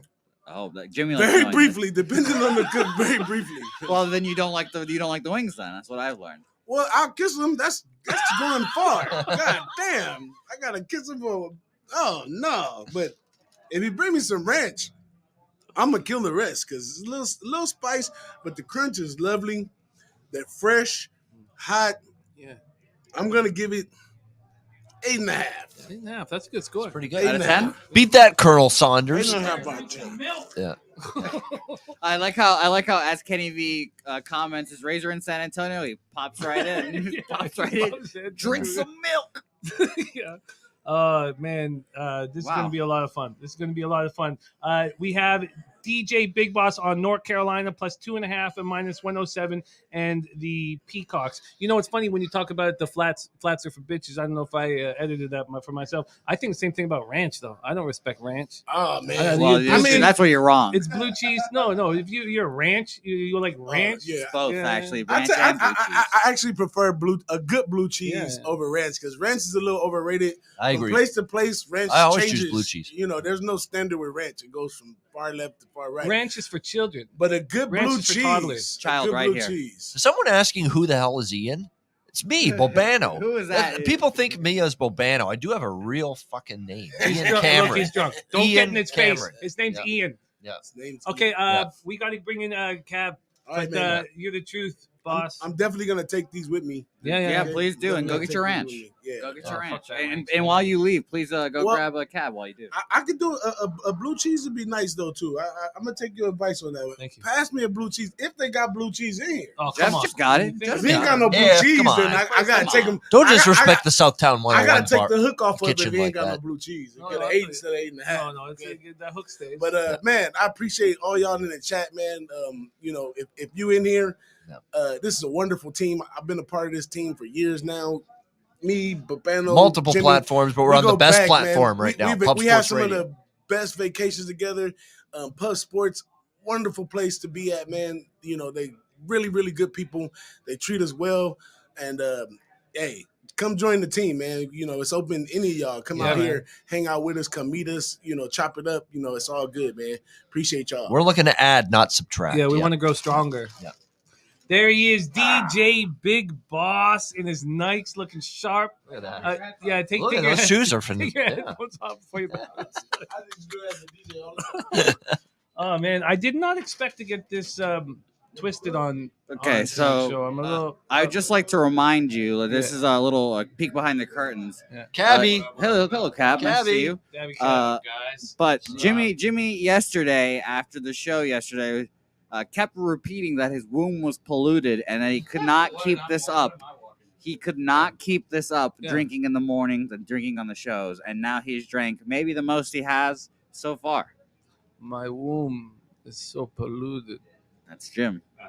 All right, let's get back to work here. College basketball in this blitz, and you had a good day yesterday, 2-1 on the show. Yeah. Look, if every day's a 2-1 day, There you're you go. rich. They add up, right? Yeah. Cab, I dig your style. I like the way you cap, and that's why I wanted you right back on the show. The next day I had the opportunity to have you on. So let's get right to work here. We're going to start with the mighty Peacocks against the pussy-ass bitch Boilermakers. Okay. Wells Fargo Center in Philadelphia, Pennsylvania. Someone's got to be on Purdue at some point, don't they? Well, no, we heard Well- Prince of the City. Prince of the City. So we can't really hear it that well out there. Nobody's taking Purdue. So No, far. no. Prince of the City says produce Prince of the City. smash spot. So Prince of the City says produce smash spot, and Prince of the City going to be here in a minute. Hang with us, but you're right. You're right. The sentiment is on the dog, but the market's moving in the other direction. We think a 13.5 will be on the board any minute. So this is actually the one game that I don't have a play in, but I can definitely And come talk close about to it. the mic. We want to hear. Okay, yeah. This is the one game I don't have a play in, but I can talk about it, right? Sure, yeah, we'll touch on it. You know what I was really impressed about? So since you said kind of maybe talk about Purdue a little bit last game is Travion Williams. Man, did either of you guys see what he was doing last game? Like taking people like on the dribble. He was just. I know Edie's their main big, but gosh, Williams sure looked like he looked like a superstar last game. He was a difference maker, and you got Ivy out top and Edie, and then if Travion Williams is going to play like that, that is a offensive powerhouse right there. Like, so personally, like I'm not laying it with Purdue, like I said, but I'm not comfortably going against that offense. That's what I do know with that game. My thing is like I don't at this point in the tournament. You know, it's fun to say Cinderella story and all that shit. Yep. But we see dreams fucking die. Yeah, that's where they go to die, right? But it happens in all facets of life. You get a little bit of something for an underdog, and you start believing it, and then the Richmond Spiders lose by 28. Exactly. So I'm very uncomfortable with the game as well. So I can understand why you're passing on it. Why don't we get into your action, your official action. So why don't we start with the Midwest Sweet 16, Providence, Friars, Kansas, Jayhawks. We've seen this market move towards the Friars. Bobano got in on the Friars at here on the show as an official pick because he got a better line when he bet it. But here on the show, he got +7 at -113. And if you're a Beavis and Butthead fan, you'll get this. Friars. Yeah, you'll understand what that is. Yes. Okay. And Jose faded the Providence Friars at one point in on a stake bet. Yep. And, Shout out to Yeah. Peter. I know. Against Pistol Pete Loshak. Yeah. Jose and I actually texted. We talked about that. I don't know if you remember, Jose, but we talked about that pick before the game. And he won by a hook. And now They Pete call me a hooker. and now Pete didn't come to San Antonio because of it. Because of that Yeah. specifically, yes. Because of that one thing. I told Pete that I had a stash, like special treat waiting for him too. I don't, man. You'll get the opportunity at some point. I promise you that. Billy Friedrich says Jameson and the Kraken are fighting inside Jimmy. No. Hold on. No, You know what? no. You know what I'm tired of? I'm tired of Dennis Trusty just fucking chirping me in the chat. Oh, I can't get my mouth around that thing. Oh, I can't get my mouth around that thing. Oh. Let's just remember that. Okay, but we also You actually said that Yeah. in real life. But so. we have a cut that we haven't used yet because we care about him. But Boston Nick just repeated what Trusty was saying, and I timestamped it. And Okay. yeah, so we got Boston Nick saying the same shit. We should, and I like it. I'm We'll excited see about that it. soon. But let's stay working here Yeah. right now. So that Providence spot, the luckiest team, all that shit. Mhm. I mean, it was pretty impressive what they did in the round of 32. Take it away. How are you handling this one? So yeah, they, like you said, it was impressive what they did, but also before that, we said it's where we go to die. I hate going against Bobano on this, but I have Kansas in the first half, -4. You know, our Big 12 Player of the Year, Remy Martin, was not good this season. I mean, he wasn't horrible, but he was not a Player of the Year, right, by any means. And he did have an injury, but he just wasn't anything special in the last couple games in the tournament. Maybe it could be a fluke, but maybe not. He's been playing. He put up 20 last game and then 15 the game before that.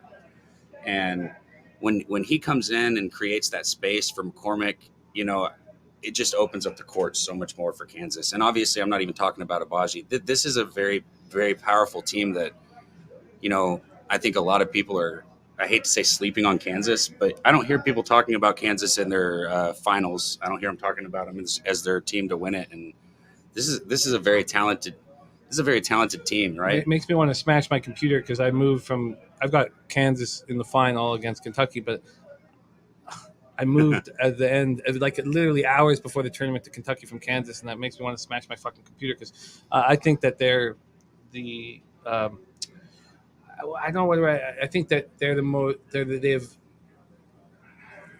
1 through 5 on the floor. I have the most confidence in that group. Yeah. Than any group. That's I agree with you. They're very just not talked about, and they're a good team. But I would worry about Remy Martin, because he doesn't have a full season to prove, right? Like, is this just? I lean over. I didn't bet the over, but I lean over. There. I think that we could get a 3.5 at some point, don't you? I mean, I've seen it. The market's moving towards him. Let me look really quick. It's 3.5 right now at Pinnacle, -3.5, -106. I'm gonna lock you in for that just for my own record keeping. But cool. You know what? I like this. I like that bet. What can you talk to me about Bobano, how you see Providence taking care of business or covering this total? Do you see them as staying involved? Do you think that a big do you like them in a certain stanza better than another stanza? Like, because I think this first half Kansas is appealing.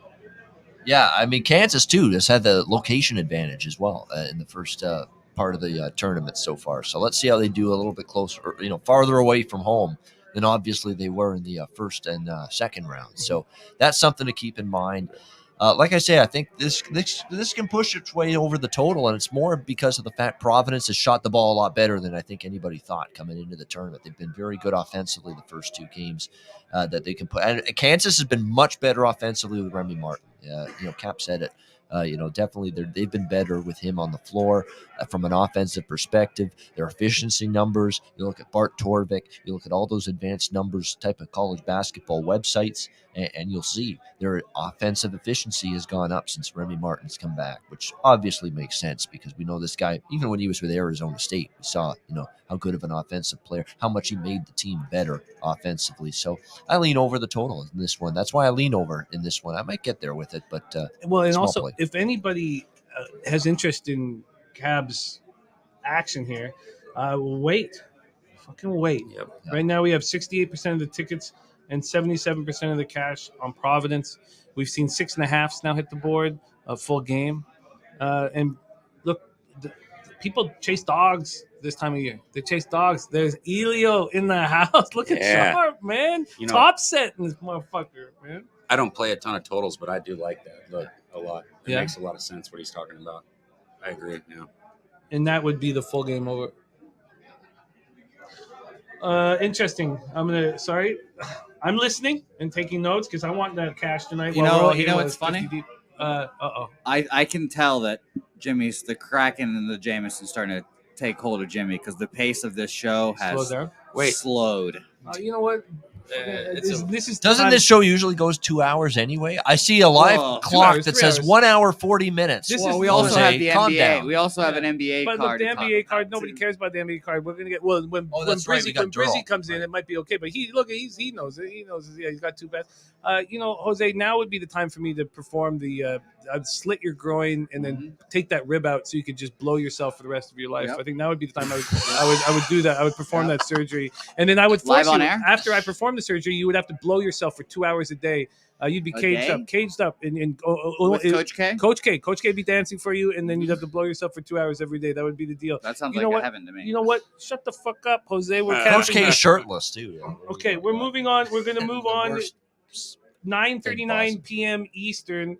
We have the East Region Sweet 16, and this is the most exciting game on the board. If there's 40 of us in here at 11 a.m., imagine what it's going to be like when this tips off. By the way, we're going to be fired up. Jimmy, I would like to say, by the way, I just got a message from our NBA guest asking if I have a link. So that guy is scheduled, apparently.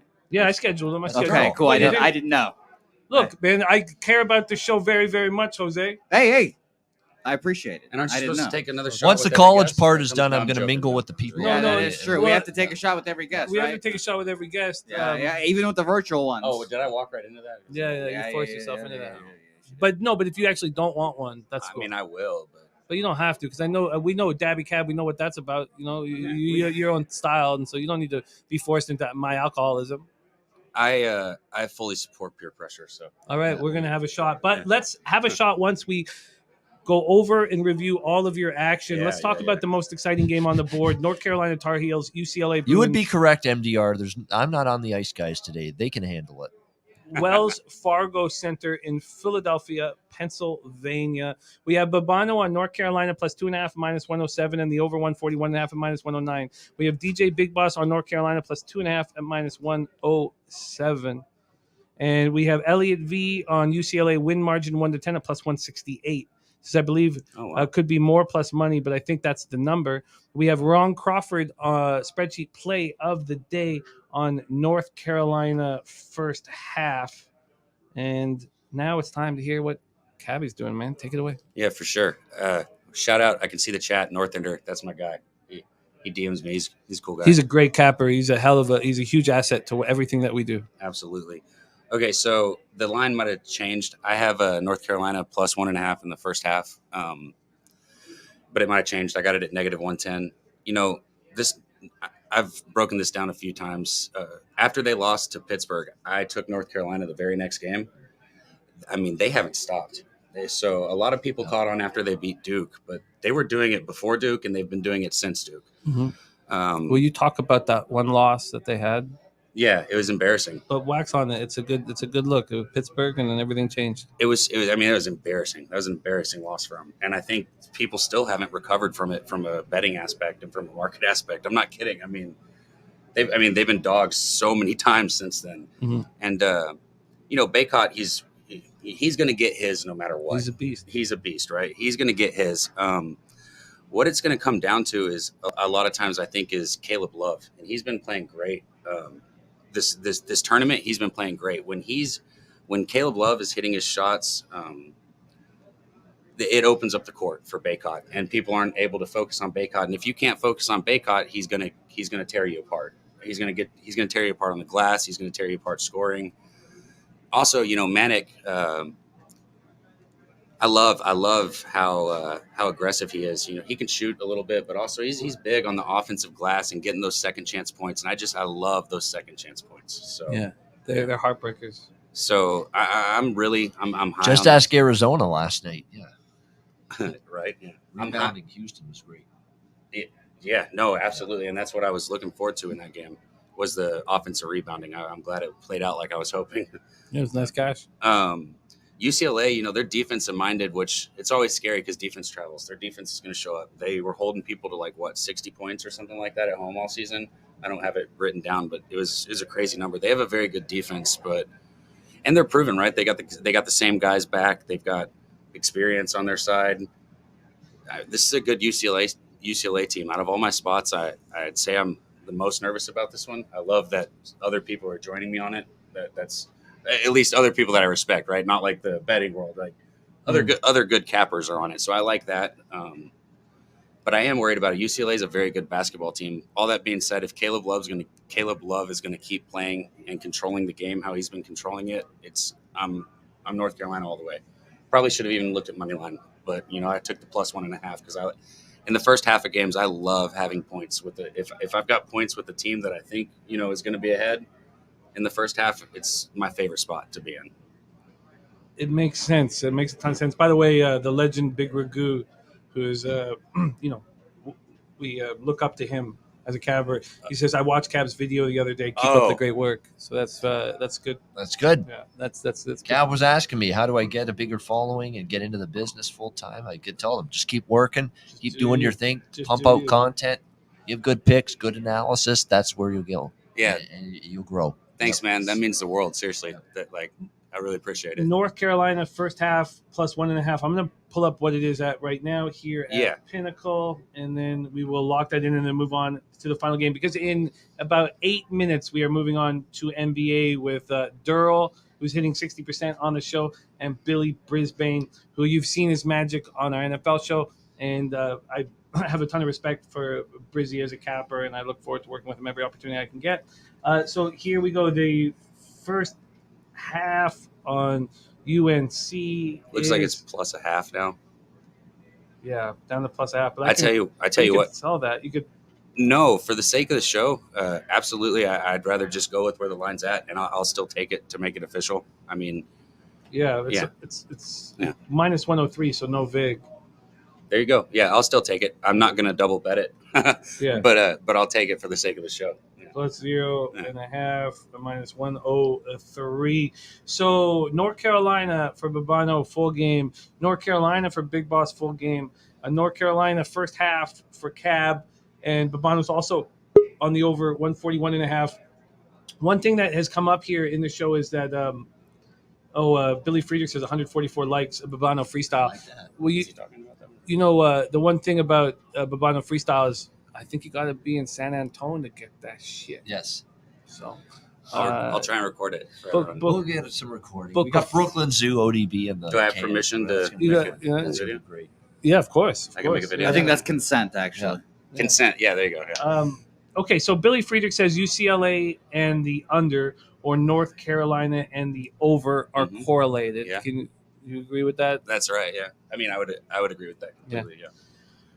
Whew. All right, a lot of food for thought. Huge college basketball games here at the Southtown tonight. We're going to be heavily invested in them. We're going to be losing our shit during them. And we looking at that one?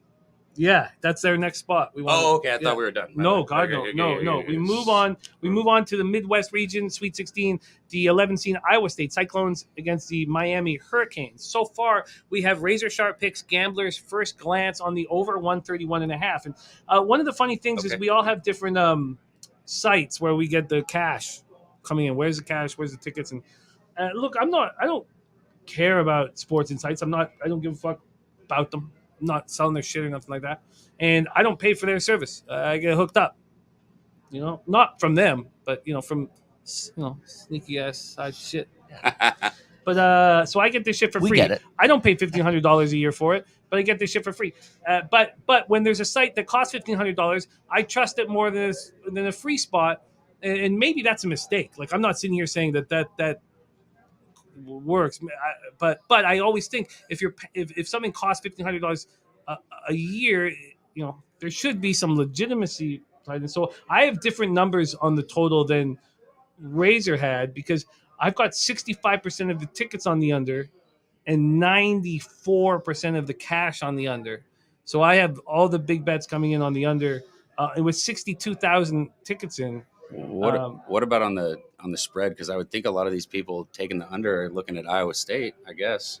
Well, the spread, you're absolutely right. There you go. North Ender, Cab is the truth. Proven third-party track winner on hundreds of bets. There you go, Yeah. Cab. Yeah. Thank you. What a friend. great comment. Yeah. Thank you. Yeah, for real. I have 15% of the tickets on Iowa State and 47% of the money. Oh, man. And that's a dangerous thing because everyone talking Hurricanes. And I hate that. I was going to start with saying, hey, fade me on this one because it's my favorite spot with Miami. anytime you just absolutely love a spot, I think we all know. No, I'm kidding, but I hear you because when we were all on Arkansas yesterday, everyone's like, "Well, we're all on it. You know what that means, and all that shit." Yeah. But that if we had a money line first half full game, then things would have been a little different. We talked about it too, and I said I liked that money line. I'm kicking myself for that. I liked Memphis too, but you know what? It was excellent work, regardless that we all cashed, and excellent work. So, but let's move on to this spot. I didn't mean to scare you with the numbers. I'm just I like to hear it. Putting them out there. They're just here. But take it away. How are you betting Iowa State, Miami? Okay, so I love this Miami basketball team. You know how I was pretty high on Houston? I really enjoy this Miami basketball team. I've been cashing on them a lot this year. So I'll start off with just saying I took Miami. It's changed since then. I got them -110 on a money line immediately when the line came out. Yeah, I remember. I took it right away. Yeah, I think I sent it to you. Mm-hmm. I'll still endorse the -1 first half that it is now. But what I'm looking at with this game is Iowa State's they're all defense, right? And with Miami's guards, Moore, Wong, who's the third one? McGusty. Yeah. There you go. Moore, Wong, and McGusty. They're gonna score. They're gonna create space. This team is one of the most active hands teams that you're gonna see. They create a ton of turnovers. They're gonna put a lot of pressure on, and those turnovers are gonna equal Iowa State not being able to get set up in their half-court defense, I'm hoping. What I'm thinking here is Iowa State's defense isn't going to be as big of a factor because of the fact that, and so this supports Razor's look a little bit. I don't think they're going to be in their defensive sets, right? I think Iowa State's going to be chasing Miami up and down the court for the most of the game. That's what I hope. That's why I'm on Miami. But that's what I see happening, and that's what I see Miami do to a lot of teams. So. And like I said, these three guards on Miami, have you had the opportunity to watch them play very much this year? I have, and Bobano waxed, and Wong is my guy. I mean, because he's really been there and done that for the squad whenever they deal with their most adversity, whether it be injuries or whatever, it's Wong who steps up and leads them through whatever difficulties they have to go through. So I'm very high on him. And why don't you speak on the three cards for a minute? I know you did already, but like I said earlier, I mean, they know when to pass, they know when to shoot, they know when to distribute, they know when to take it to the rim, they know when they got an open look from three. I mean, they basically know that, and they take the shot that's given to them. And if the defense says, we'll let you have the three, we'll take a three. If the defense says, you got to pass the ball, okay, we'll pass the ball. We'll make that extra play to get a good look at the rim. They'll basically be very unselfish, and that's the way it's always been with this guard trio. And more than anything, they don't turn the ball over. I mean, they're very, very good handling the basketball. Iowa State's defense, full credit to them for the way they've played. That's been a great unit for them. And TJ Otzelberger, what he's done with that team overall, and especially with them defensively, but they're not great offensively. And I think Miami's just when you have multiple guards that can handle the ball and make plays and make the right play, that's tough to defend. We watched Nova beat Michigan comfortably with the 3-guard setup. Yeah. So we just watched it in person yesterday. I want to do a couple things. I want to do a couple shouts out here quickly. First of all, James Little, loving your capping, Cab. Dennis Garcia, Gulfstream Park Race 3. Dennis Garcia is on the 1 to win. I'm not going to be able to pull that up here in the regular show. I would pull up my HPI and get in on that shit.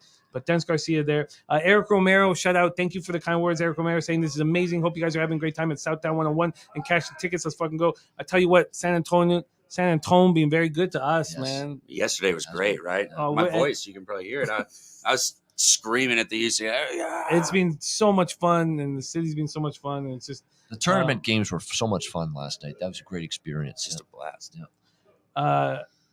And CT basing the public on a game, not the same as the PSR family all over. Yeah, of course. No, you're absolutely right, CT. You're absolutely right. Danny Lopez says Danny, who we get to cap with day in and day out, and I love him. Great capper. Says my buddy's dad, who I tail, has $25K on Miami money line. Ooh. That's got with you. It's got to sound good. It's got to sound good over here. And then makes my 1K look a little bit weak. Yeah. You got 1K on this? Yeah. I got 200. I mean, you guys got 1K on this yes, shit? I do. Jesus Christ. That's big for me. Because usually I'm in the 250, 500, 750 range. Yeah. Jesus. I only got 200 on it. So I'm 200. I'm 200. I hear 1K. I'm like, what? Yeah. Well, I respect it. I would like my unit size to be around there, but I'm not. It's not. Wow. For 25K, wow, that's put me to shame. Jeez, you got 1K on it, you bro. You got 1K on this? Jimmy is shocked. Miami is shocked. That's it. I like Miami. It's the first bet I made in the freaking Sweet 16. You got a fucking K on this bitch? Okay, so let me ask you then, because look, I've been wanting to actually put 2 units on this. I've been asking people. I got that money line at -110, and I hate chasing, so I guess I won't add to the first half. Maybe I'll take them full game if I'm going to add a unit. Wait, let's go over that situation here. You got first half plus 1.5. No. On Miami, I got first half money line -110, and that's it. Okay, and then you had to take. Oh no, that's Miami. Sorry, I haven't locked you in here. Sorry. Okay, and this is very rare. Like if I bet every bet I make 1K, I mean I'm going to be in trouble because I'm a high volume bet. Or you'll be a professional gambler. Yeah. I mean, that's not try. There's two sides to this coin. And let's get the vibes. Miami's got this. Or I just like the way, and I took him against. Or that Auburn. curtain will be blowing in when you do your shows. Yes, man, that's right. If it's 1K, it will. Yeah. Okay. Be able to upgrade the curtain is basically if we win this bet tonight. Yeah. Miami first half, Cab. So what did you get in on? And what would you like to make official for the show? And what are you thinking of adding? Okay, so for the show, I'll go ahead and take the first half. It's -1 now, I think, right? I'll pull it up right now. Yeah, I got it right here. Right now, Miami first half. And we all notice how you're hammering your action, focusing on the first halves and leaving the That's why I don't know how I'm going to add or if I'm going to add to this because Miami's -1, -110 right now. Yeah, so I'll make that official for the show. Okay. I took a money line, but okay. And you're thinking of adding to it. Yeah, and so the only reason I haven't and I might not is because I got that wonderful number, right? At -110. My palms started leaking. It's the first time they've been leaking all day. You got $1,000 on Miami. Yeah. That's what I'm saying. We gotta get there. It's the first thing that stood out to me. Like I actually bet the thing Monday morning. I'm gonna stop talking about my and fuck the man. I'm fucking boring, man. Maybe I should bring the Kraken back, and that's the only way I can stay relevant. No, that's okay. My bets are too small right now. Stick with it. But look, I got a 4-year-old and a 1-year-old. That's I got a 4-year-old and a 1-year-old. I'm trying to take care of the fam, but I will never critique anybody's betting philosophy or unit structure or I bankroll feel management. But then I'm jealous. It makes me jealous when I hear that shit. I just wish I could. So here's the question: do you add? So, because I don't want to add it. I guess if they're going to cover -1, they got to get 1, right? So I guess I just don't like adding to a bet when I'm taking a worse number if I add money to it, right? I don't think a -1 is something to worry about, right? But I understand It's just kind of a principle, you know. No, I understand your trepidation, and the principle needs to stay strong. And the principle needs to stay strong throughout the alcohol. And something that happens to me is I'll make certain rules, and then at 12:31 in the morning, like twist it up, I'll just fucking throw those rules away, and that's a mistake. It's all about bankroll management and accountability, and so. Then I would tell you not to. Okay. Yeah. But that's what the only thing is, if you want a little bit more on it, because we're all here hanging together, and you want a little bit more, you want a bigger prize. $1,000 on it, like if you want a bigger prize, like because if we're all hanging out together and you want a bigger prize, then I get that. Okay. But on an average day, on a regular day, you would never chase it. But here, when there's, there was 45 of us at 11 in the morning. Who knows how many are going to be here? It's going to be a fun time. It would be fun to have some heavy action on this shit. Yeah. And, I've taken to heart what you've said. I'm very strict with my units. I bet to win one unit pretty much every Brian single game. Arpin saying our good friend Pete Loshak's on Miami, too. So there we go. Oh, there we go. All right. There's so much of us with money on Miami. It's just like I'm going to have to. Shout out to Peter Loshak, by the way. I was on the show with him Tuesday. He's got a suit and tie. He's professional. And he's talking about, don't worry about being professional, Pete. It's Pop Sports Radio. Have some fun. You look dapper. Well, be yourself. Let's speaking of fun, let's review Cabby's action here and then have a shot. And I know that you're focusing on the flower, and I respect that enormously. Yeah. Let's look at this. We have Cabby on Kansas first half -3.5 -107, and I'm gonna put 7 asterisks, and I'm gonna put weight. Yeah, you might get better. No. So I'm very, very interested in this. I like it. No. I like it too. I'm very interested in this. And then we have you on North Carolina first half -0.5 at -103. Oh, wow. It's all the way -0.5 now? No, sorry, +0.5. My bad. Okay. +0.5. Like, my bad. Whoa. Sorry. My bad. Good. Sorry. But it's good that we have to go over all this to make sure everything's straight. Right.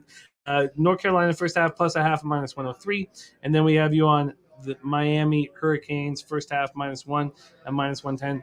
Another spot I'm interested in, but at this point, in all honesty, like when your friends gamble and your friends come to play, I think I could just live through Bobano's cave. Here we go. Here I am, rock you like a hurricane. That's what we're hoping for. Okay, Miami. we got to move on to NBA. Yeah. Let's shot it up here.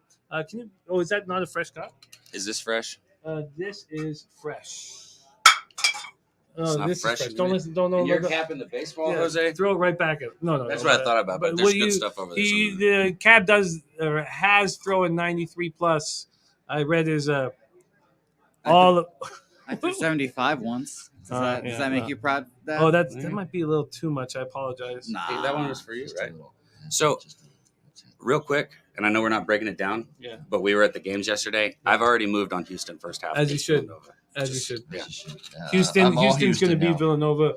But I mean, obviously, do you see how there's feet and arms and bodies in the passing lane at all times for someone trying to score against Houston right now? It's unbelievable. I love it. Unbelievable. Just love it. Their defense is tenacious, and I don't see how. But the market sees it. They're 2-point favorites. Right. Yeah. Right. Cab, respect. Excited to cap with you in the future, and I want you to get all the money. Cheers. Hell yeah. Get you all guys the too. fucking money. Same. And to the low Cheers bag to chat. everybody watching too. Yeah, Absolutely. we have nothing without all of the low baggers and pub squatters watching, and we love you and thank you for supporting us. My womb is so polluted. How was your drink worse than that? Worse. Yesterday, when we went into the game, Yeah. whatever you had, it was man, disgusting. it was lighter fluid. It was disgusting. It was a tough spot. I had a coffee cup. Everybody knows me in the dirty water. I had a coffee cup, and it was a tricky spot. We had warm Kraken and no ice and whatnot. I mean, we got Slaughter hooks us up with everything, but also I don't want to be like, hey, ice, put some ice in my coffee cup. I was serious. I was like, hey, nobody light a cigarette right? Oh yeah, no, it got us all fucked up fast. Thank you, guys. Cab, get that fucking money, man. I'll be right beside you through it all. I'll be right beside you through it all. time, so I'm out of here too. Okay, yeah. All right, we got to mingle with the folks. Jimmy, I love amazing. you, man. Put in 2 solid hours here, just about. Man, what an honor it is to cap with you as always, Bobano. Yeah. Respect you and So much fun. Knowing you got a king on Miami makes me very, very excited. Absolutely. Very, very excited. I'll be Mike, more excited if they win. We're gonna bring in. We got to do NBA quick, and then I want you to close it up. With See me. everybody. There he Meet and is. greet later today. Bobano here, live and drunk, Yes. and that's not his fault. That's my fault. He did get here at some point. Time to go to work. NBA card now to count.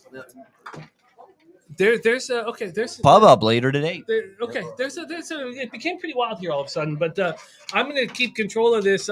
Let's bring on a man who I love dearly and capping with very, very much.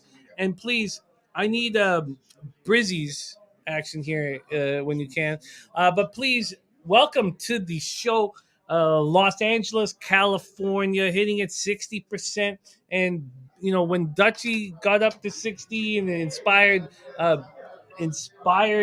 Darryl to get up to 60, and we watched these two spectacular cappers take things to the next level. I was very, very inspired. We all loved it. So please welcome to the show from Los Angeles, California, Darryl Rice. Darryl in this, man. Darryl, what up? Yo. What is good? What is good with you? Happy to be back, brother. Happy Friday to you. You guys are fucking loaded already, man. Loaded already. So yeah, I am still in the process, man, of making moves. So I might be the last guy out there, but I promise you things are going to work. I got to get out there, Brett. I got to get out there. So hopefully we could be sitting together on Wednesday, man. That would be nice. And I just want to be drunk. I'm already a couple of these down. So let's get into it, Brett. Oh shit, Darryl. This is like truly like it's becoming a complete debacle. No, not at all. This is like a dream come true. This is fucking heaven. Like if you do good all your life and you die, then maybe you, obviously I don't believe in that. I believe in any of that stuff. No, let's not pretend. I believe in that shit. What happens to you when you die? It all goes black. But this is a magical fucking room. And what time is it, Brizzy? It's what, 12? It's 1 already. This is what magical fucking room in there, and I can't wait to hang out in that motherfucker. Darryl, I've been honored to cap NBA with you, and I've been very impressed with how you've handled things. And now we got this janky ass card going up against this spectacular NCAA basketball card. I would be interested if you're making any moves in college basketball. No pressure, but are you making any moves in college basketball? Me? Yeah. Oh, you were okay. I see. You're looking at the monitor. I was like, wait, who the fuck is you talking to? Oh man? shit! Wait. Sorry, am I not looking at the camera? My bad. Okay. No, you want to know something? Yeah. I'm hearing all the rave about Houston, and I lived in Houston for years, so I've kind of heard about that organization. But I jumped on Houston, man. I did jump on the Houston Villanova. I did. I jumped on Houston, and I put a large amount, bro. I'm not gonna lie. I put a large amount there. So shit. That makes me excited. Yeah. So I got Houston -2. I did. C. James says Bobano wasn't looking at the camera for 2.5 hours. I'm sorry. Y'all look stuck for a minute, bro. I'm like, God damn. Let me just get through all this shit I need to get through and get out there. It has been a mess so far, but I can't wait to see. A good mess, man. Yeah. Jose, I still need my steak, bro. I still need my steak. Darryl, we don't say the S word around here right now. Oh, we don't. No. Let's not worry about that. Look, you come to town, you get hooked up with a steak immediately. Yes. Well, Darryl, don't worry. If you come to town, I'll personally pick you up with a steak. Okay, but nah, bro. Like right there. I'll have it cooked right there. On, man. Give it to you on a silver platter. Okay, well, let's get to work. Let's get to work right now. Let's get to work, man. NBA card. And if you come down to Southtown, you got 6 TVs and 6K. So, you get all that shit. Dennis Garcia says, Jimmy, I finally joined you on Dallas to win the West. All I can do, Dennis, is thank you for the Calgary Flames division bet. I'm looking at my futures and I'm like, oh, thank God. I'm like, oh, thank God that's there. Oh, thank God that's there. Because there are losers, New York Islanders. There are losers in that shit. So having, it feels good. Having a nice bet on it feels good. Elio, quick, come here for a second. They just Top Set in the house. Capper with me for so long. They just need to see you. They need to see Top Set in the flesh. Here he is right there. Top Set up in here, man. Elio, we've capped with you for so long and get the chance to finally hang out with you, man. Your money in the bank, dude. So I just and I wanted to have you on camera and do some more stuff while we're around, man. Absolutely. There he is, Top Set, man. A veteran in the game. You should see this room. It's fucking magic. It's magic. Much love, Elio. Thank you for stopping by, my guy. Let's go. Utah Jazz. Oh, sorry. Yeah, Utah Jazz. Charlotte Hornets is where we start, Daryl. Yeah. 7 p.m. Eastern. Utah Jazz 45-28, 19-17 on the road. Hornets 37-36, 19-18 at home. We're at the Spectrum Center in Charlotte, North Carolina. Utah 3-2 over their past 5, 21st in pace at 95.7 possessions a game.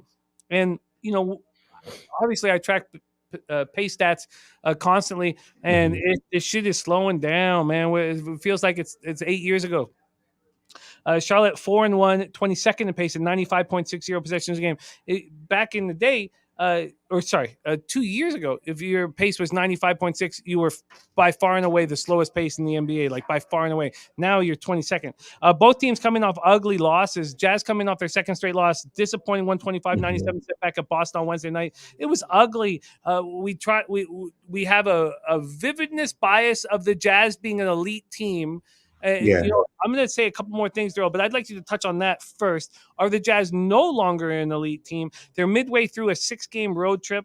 They're 1-2 so far, and I miss Slow-Mo Joe. Gagging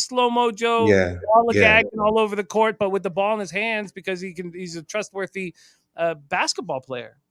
Utah was 8 of 36 from 3, and this is a team that hits threes. They're 7th in the NBA, 36.3%. Spotted goes for 30 or more in 4 straight games, and then the Hornets, they have their 5-game winning streak snapped in the 121-106 loss at home to the Knicks. The Knicks don't have Mitchell. They don't have Robinson Mitchell. The Knicks don't have Julius Randle. I mean, that was a game that threw us all for a loop. Yeah. Is it Borrego who doesn't have this team ready? How do they not keep a winning streak going against them? This is a confusing situation, and I know I've given a market moves here, and I'll do that I'll do that afterwards. Take it away here, Jazz Hornets. Yeah, because of that New York loss, in my opinion, is why I believe that Charlotte's not going to be able to beat the Utah Jazz. I don't see it. I know a lot of people are going to be on the home dog here, but it was just something about that loss, in my opinion, to where it seems like there's more mistakes that need to be corrected on the Charlotte end than the Jazz end. So the Jazz have been notorious and known for, as you said, shooting threes and making them. Well, personally, that's an easier mistake to correct, right? It's easier. You just get out there, you get open and you make your shots. Any of these players, man, any player in the league right now, honestly, from the star player to the last player on the bench, if you leave them out in the open with just a little bit of space, they should be making them. So it's just a matter of adjustments, and it's just really a matter of locking down and making your threes. Another thing that what I like about this spot for the Jazz is the 2-game loss. Really, you lost against Boston, which was a hard team. That's probably, gosh, man, they're probably the best team in the East defensively, right? Or maybe overall, but you still have Milwaukee, right? And for what it's worth, you get Miami acting right. You might have Miami up there too, but Boston, man, is quietly looking like a goddamn, squad out of this world. Sorry to interrupt, but I wish you were sitting beside me and we had a shot in front of us. But yeah, we have Jalen and Jason who've not done it before. And don't you want to be on the ground floor when they fucking do it? Because it could happen this year. No, fuck Boston, Brett. Fuck you, Daryl. Whoa, Daryl, I can feel the salt from here. Whoa!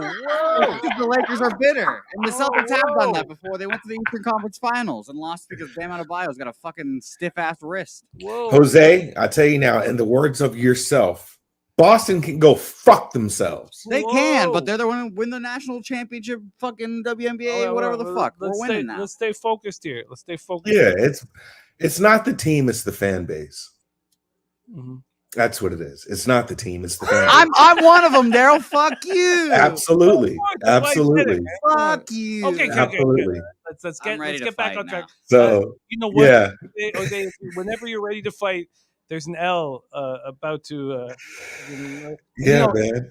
One of us is gonna have to jump in and make sure that that I'll have to sharpen up a chopstick to make sure bite. You don't. Oh, okay. I'm a biter. Oh gosh. Oh, Jesus. Somebody take the mic away from Jose because he's no. off the chain. I'll never take the mic away from Jose.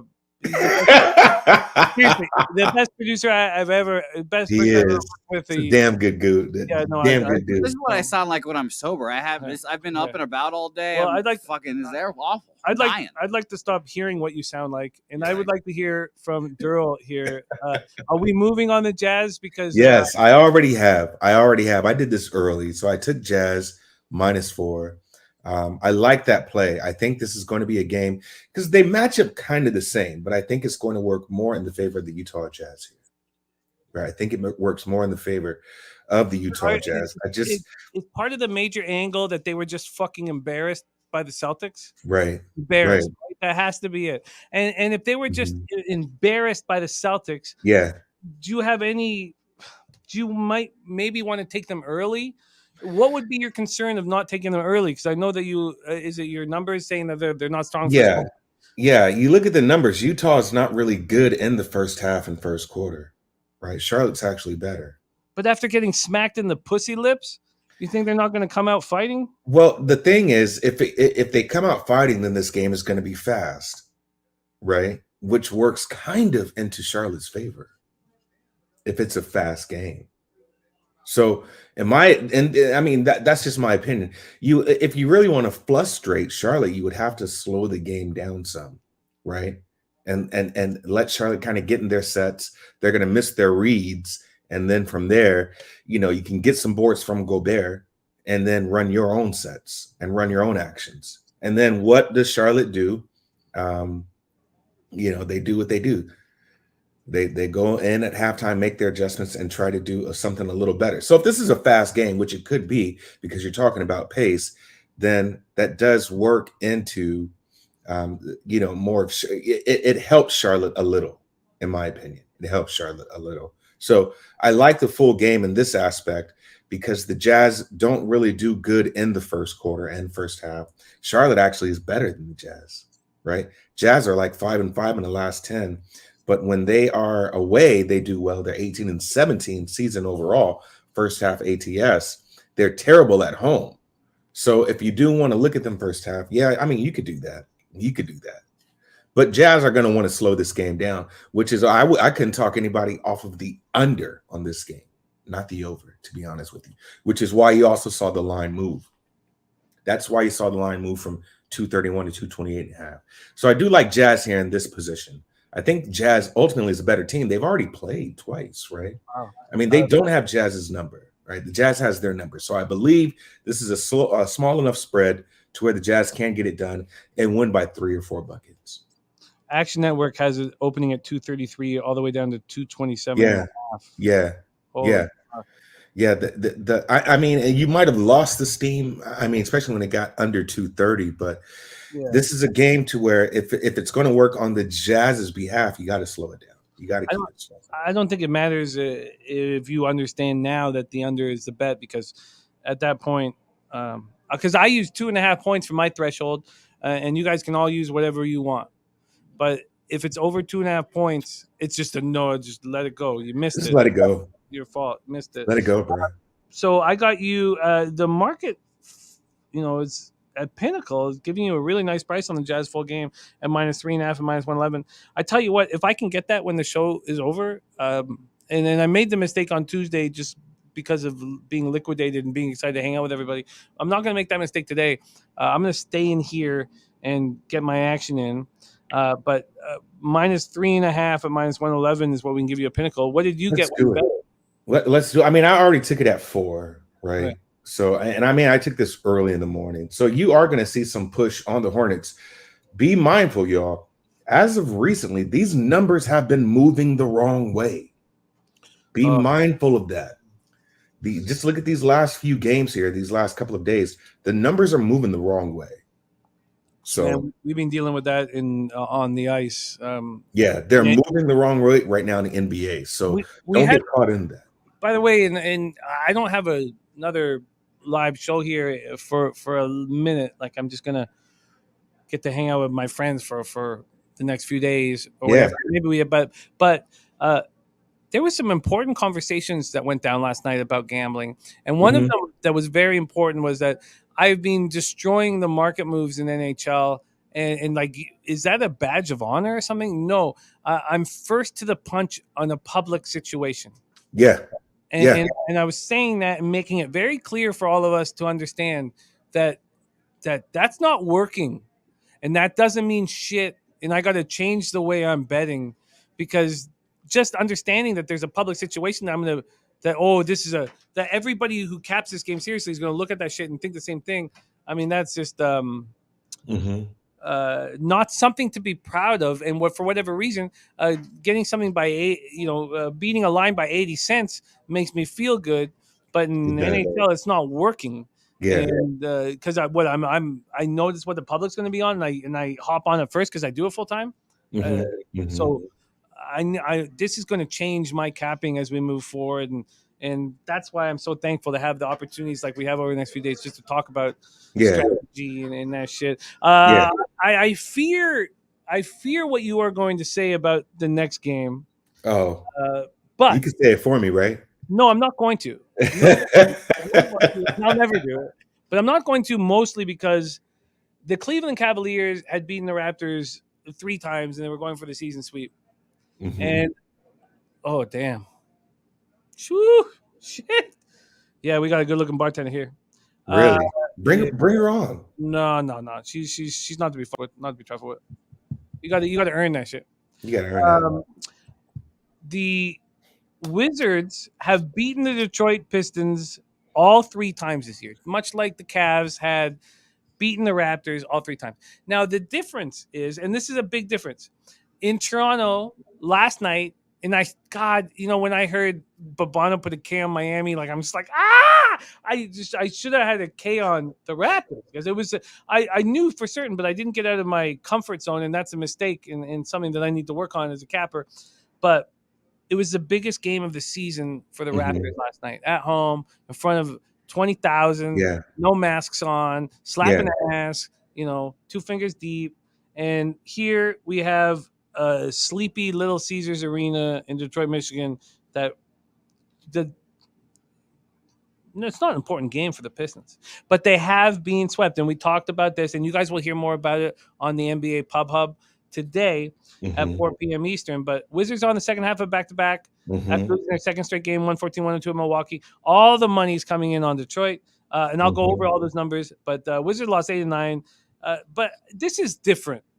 Now, I'm not saying that the Pistons aren't going to win, but this is different because these 2 teams don't give a fuck. They don't. But one person does give a fuck, and that's Cade Cunningham. He goes for 17, 8, and 6 with 5 turnovers. You look at that line.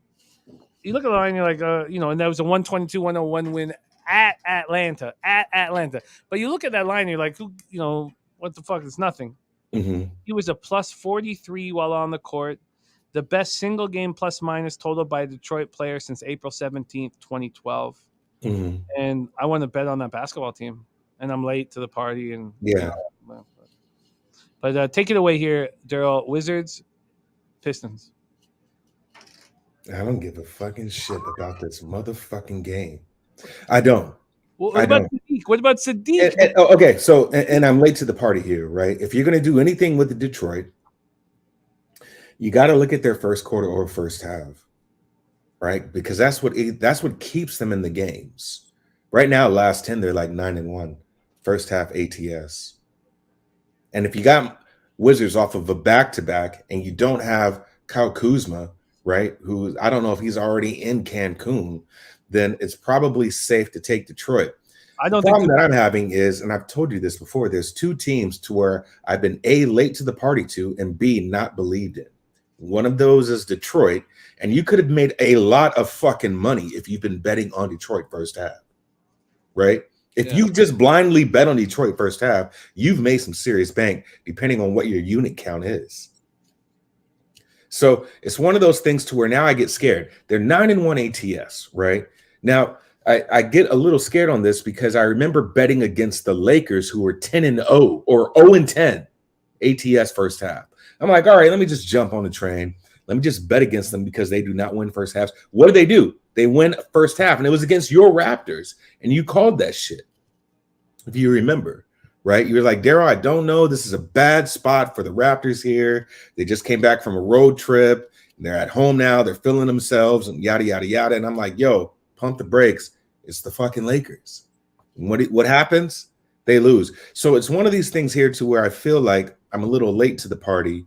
The safe place should be, just take Detroit first half and then see what happens, right? The numbers alone tell you that in their last 10, they do pretty well.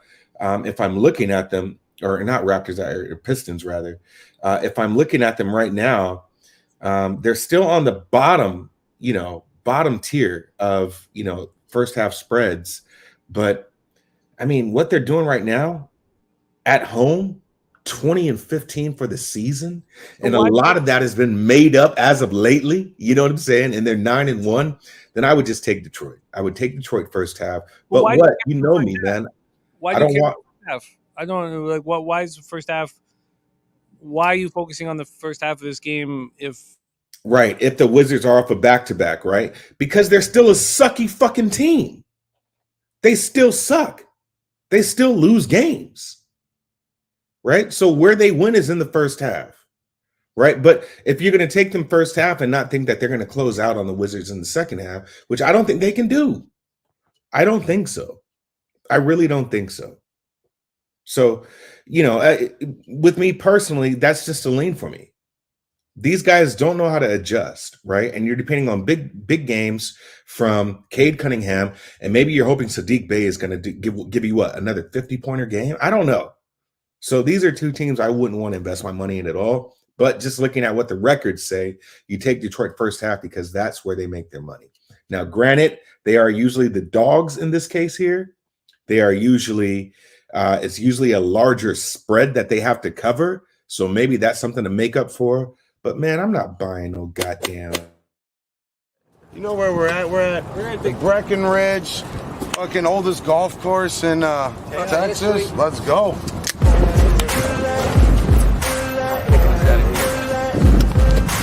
What's going on, guys? Here we are at Breckenridge Golf Club. It's a little windy right now. Winds hopefully aren't going to be a problem here, but we're going to get warmed up. Should be getting a long drive competition coming on the back nine, so stay tuned for that, guys. Let's fucking go. ESR, baby. I'll be whooping that ass. Longest shot, 12th or 13th hole I think it's going to be, and that'll be the end of it. That's all she wrote. PSR for life. I'm going to whoop that ass. Time to get up. Time to get to work, baby. Let's go.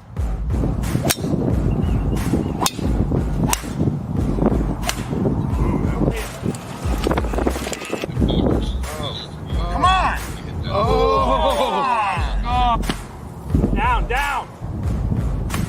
Get up! Yes! Yes! Yes!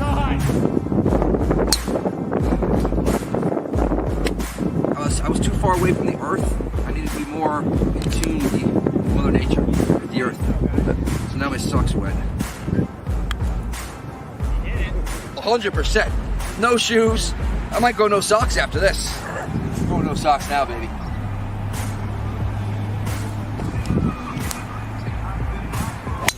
No, that was a good drive, too. I was in an ant pile. Got bit a couple times.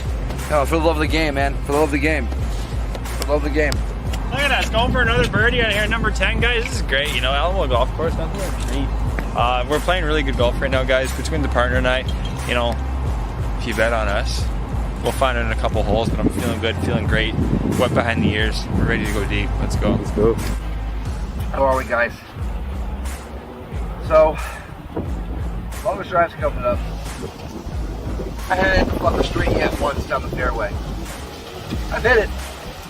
Hit it long. That's down the fucking fairway. My short game's been up there. Then we're down 2 strokes right now, and Schnizzle and Goji. Schnizzle's carrying the team. Carrying the team. Under Swift and Goji, but yeah. Me and Slaughter right now. 16-40. Slaughter has been golfing for 40 years. But you can ask Dick and Nate. He's hit down the fairway more than I have. And I'm looking at Goji's head. I've been at Goji's head all day. All day he's shaking the ball left. He's hitting trees. Fucking balls are coming off fucking trees. Left and right. Look like that one did. Holy shit. That one was just hit fucking big show. You just put it in the pond behind me. That being said, we got Goji coming up on the right now. And he's going down. See that smile? That's a fake smile. That's a fake smile. Not that happening.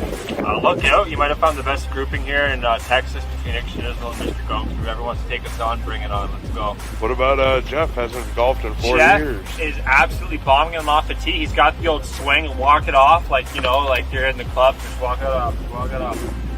No, Jeff's absolutely beasting him here. And we just got to keep it up. They'll put the pedal to the metal and come on to W. That's what it's all about. Let's get that cash.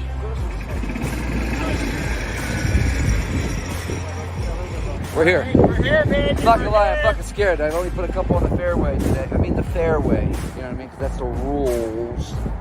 And you gotta obey the rules. So that being said, let me just say this. Best man win. If Vic Schnizzle was in this thing, he'd probably win this fucking thing. This guy is just fucking done. Let's 3, 2.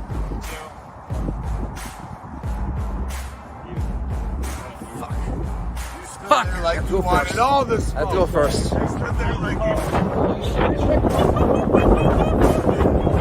The wind did pick up. This shit. Here we go. Fuck, I wait for it to die down. Is that one? Is that one? No, I didn't charge. Is that one? No, because I could have charged him a stroke earlier. That was the long drive. No bad. Where the fix is in, boys. Oh! What the fuck is up? What is up? What is up? Woo! Fucking stroke that fucker. I fucking stroked that fucking fucker. No! Ain't gonna do it. Go! Go! Go! Go! Go! Go! It's right there. There's no Go! way. Let's fucking go! That beach roll! That beach roll! Let's go! I guess we need a second shot just in case. What do you Nike! Nick smashed it, but the height on his shot might have screwed him up because the wind's coming in the face pretty hard. Gulkster, he's a lefty. He hooked it with the fairway perfectly. This one dog leg a little to the right. Low screamer. Nick hit his best shot of the day off the tee so far. He stepped up to the challenge. And Gulkster bent it like Beckham, but I really want to see him let it go. I think he's holding back. I think Nick may have had some magic there. I think the barefoot approach helped him rip into the ground real quick. He was holding basically grass in between all of his toes, so that's what helped him to hit it further. That's how I saw it. But we did see him use a putter from 114. I think he actually could have done better if he used his putter here. He may have kept it under the wind just enough and had enough power to where he would just keep on rolling. He probably never would have stopped rolling. Nicky's second shot. Cream the first one. Oh! Fucking burned it again! Where is it? It's right to go right in the trap. I'm gonna go into the trap, but we'll see. Oh, I'm happy with the first shot I hit. That's exactly Jimmy. If I lose with that one, brother, then this guy's better. You know, I hit a low stinger in the wind, buddy. Woo! See ya! That was Jason. See ya! See ya! See ya! The second one was just as funny. It's going to be tight, guys. It's going to be tight. But I think we won. Canada's taking it home in Texas, baby. I won, Nike! Oh, yeah! Yeah! Jimmy, we did it! We did it! Nike, that was the first fucking ball. Cheers. Woo! Give her in there, boys. Cheers. Fucking right. First ever long drive competition. My fucking partner right here, man. That's a hell of a drive. 160 pounds soaking wet. We outdrove at 220. Winner, chicken dinner. Chicken dinner. You know what, guys? That course was just unbelievable. It was a low. You want to hit him low. And the only reason I feel like I got this guy is because they hit a low burner. Pissed missiles, as I like to call them, guys. Pissed missiles. Low and just right into the fairway. Ran about 80 yards. Nick hit a great shot. I'm gonna be honest. I thought I went when I went first. I was worried. I stroked that fucker. It just went too high, and the wind was coming straight at us. Yeah. And I got caught up in the air. Let me say this. I wasn't worried. I realized, okay, you got to hit good shots because Nick hit great shots. And it was the first ball too. Nike RDZ from our guy Victor here gave me that ball, and that just cashes the ticket. Probably 310. I was using Titleist. I gotta write a bad. Yeah, talk to Titleist there. Yeah, guys, listen. Titleist 3. Titleist right. Nike, man, Nike, make the balls again, guys, because you put out a good one. But Nicky, great time, my friend. Oh yeah. Till next time. But we got the first time champ here. First time champ. You got it. Who's next? Who's next, baby? Your Canadian won. All right. Canada wins it in Texas, baby. America's strong win. Thank America's strong win. Oh, Canada, our Lord, hold our free to patriot love. In our hearts command, with glory hearts we sing, with true north strong and free. From far and wide, oh Canada, we stand up. Cut it. Yeah.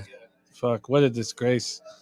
What a disgrace to the country that was. The guy doesn't even know the lyrics to our anthem. I don't know what song he was singing. But I mean, he made me $100. We had a computer malfunction here. That's, but what a... That's the journeys of doing a live show, right? Yeah, and no, it's all good. And it was. I'm glad that we were able to go right to the golf video. I mean, that was smooth. But I can't, it's funny watching somebody win and be just a fucking disgrace. That's what Gokster was. Picked me up $100 off Slaughter, and that's the last person I want to say, "Hey, Slaughter, where's my $100?" No, he's taking care of everything we do here. It's totally locking us down. Oh man, he how many single dollar bills did he fire in here yesterday? Around 180, 183, I believe. Yeah, around there. Okay, we apologize. Let's get right back to business. Let's bring back Capper, who I just enjoy every second I get to. Let's bring him on now, and then apologize for we had a computer malfunction here. Let's bring him back. It's Darryl up in here, coming to us from Los Angeles, California. Darryl, sorry about that, man. I can't believe y'all let somebody beat y'all in some Timbs. We still got some issues here in this. Okay, well, we're gonna get him fixed. We were talking about whether or not to move on the Pistons, and I'm sure. Mike M says, was that a real song Gokster singing? What a drunken buffoon. Gokster beat everybody. There he is right there with his big smile, the big wave. Hey, Darryl, say something for me so I can hear your lovely voice, maybe. Say something for me so I can hear you. Yeah, I can't hear you, Darryl. I wish I could hear you, buddy. Okay, this is we've hit the point of the show where this is a mess. I very much apologize. I called debacle. If the show was going to become like just a fucking mess, it would be my fault. You know, you'd think, how many shots you had, Jimmy? Shit. And I'd be like, 9. And you'd be like, well, you derailed the show. No. Let's move on to the next spot. Darryl can hear us. Yeah. That's important. Darryl, they can hear Darryl. Okay, so. That's important. Well, then we'll figure this out. Aaron says you win the long drive contest, you get to rewrite the Canadian anthem. No, he doesn't. He embarrassed our nation with that fucking rendition of the Canadian anthem. There he is with his big smile.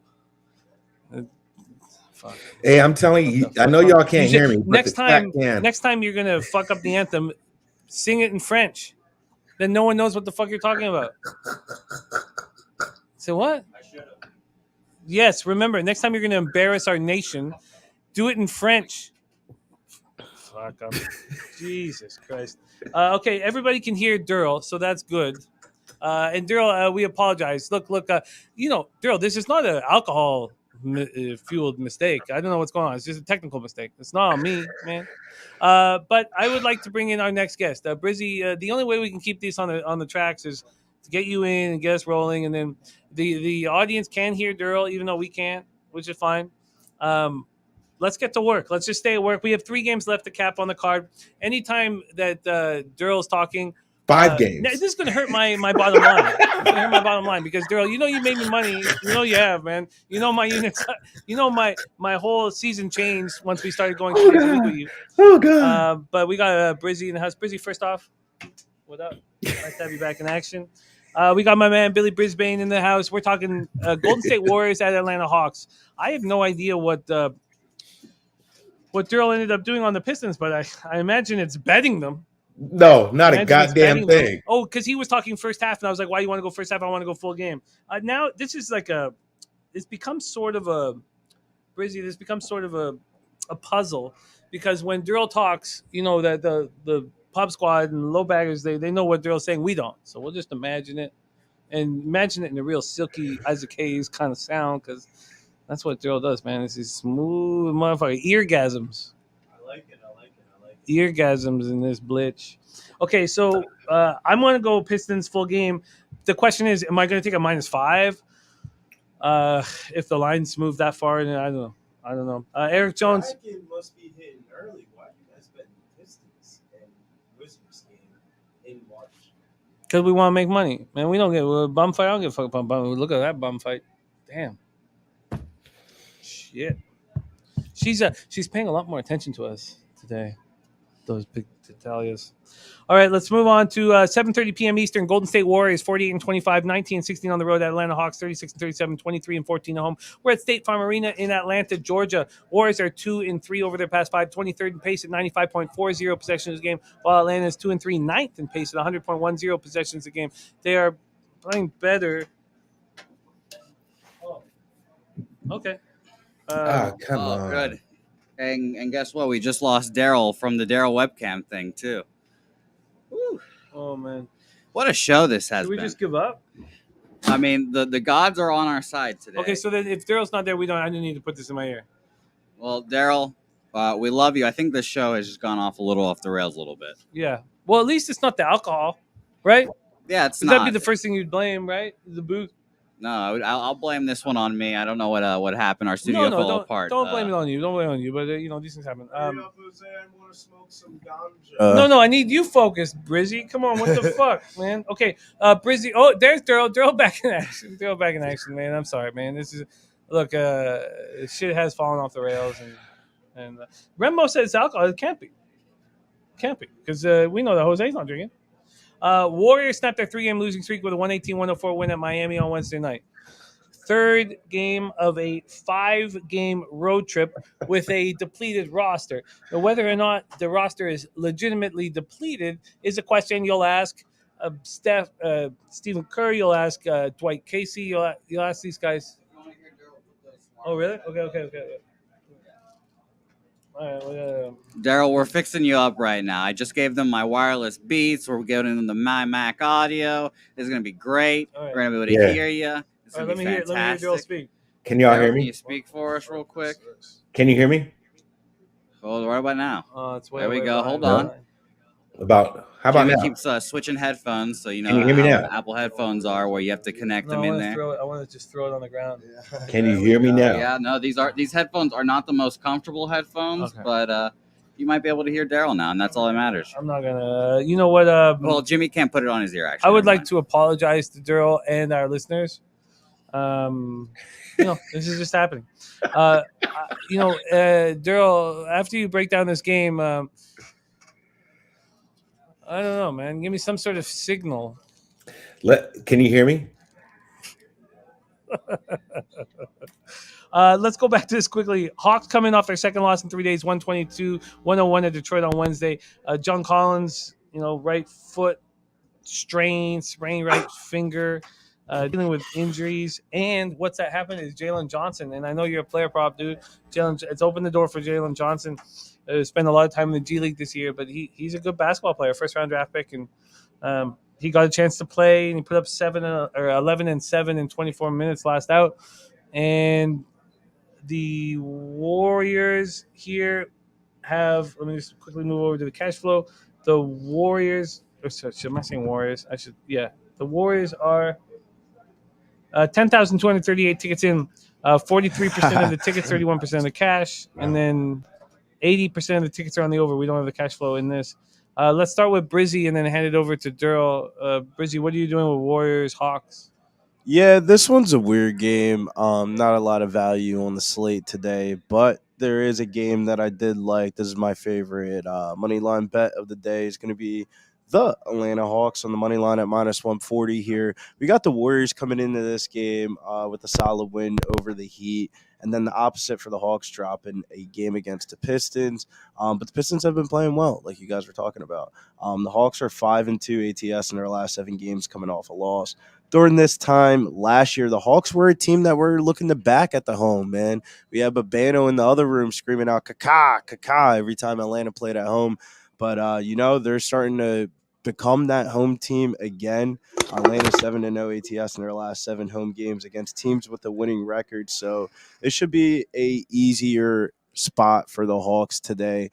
To be honest with you, Golden State, while they won their last game, I'm not really too high on this Golden State team defensively. Their defensive numbers are going to look inflated without Curry out there on the floor. The Warriors already know that they're getting geared up for the playoffs. So it seems like a game that Atlanta wants more than the Warriors on a Friday night in ATL. Give me the Hawks on the money line all day. I think you're absolutely right. I'll have to watch back to hear Darryl's breakdown. But first off, Brizzy, why are you comfortable with the 2.5? It's just -107. I mean, cuts your VIG down to 31 We cents. bet MMA around here and PGA. We ain't care about no fucking VIG. The VIG will be covered at the end of Sunday. I feel you're a winner. Nah, we get the plus money in PGA and UFC. We'll cover the VIG later. Okay, we're gonna hand it over to Darryl. Darryl, we're not gonna be able to hear you, so when you are, but look, the low baggers really want to hear you. So when you're done, just give us a point, and then we'll take over. But Darryl, take it away here. Warriors, Hawks. I don't give a fucking shit about this game.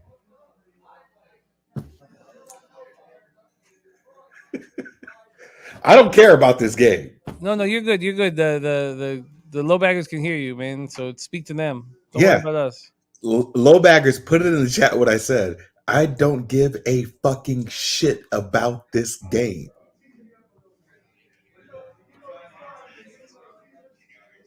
I think we're good, Jimmy. I don't care about this game. He doesn't care about the game. Oh, he doesn't give a fuck. I don't give a fucking shit. I'm so ready for this. Here's my analysis. I don't give a fucking shit. I don't give a fucking shit. So yeah, I don't give a fuck. I don't give a fuck.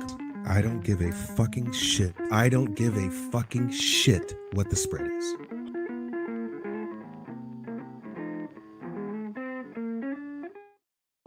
I don't know if he used the that. No, right. it wasn't. No, he didn't, because you don't give a fuck about the game. Not about the what game, spread is. right? That's what I told him. I told him, I was like, look, I can't hear him. No, I can't hear him, but I know he doesn't give a fuck about his game. It's not about what the spread is. No, I don't give a fucking shit. Jose's panicking because Jose is so panicking. I can't see shit up on the chat. Yeah, Jose needs a blunt. Well, Jose is, he's a quality producer. He gets it right 9.9 times out of 10, and so he's a little panicky.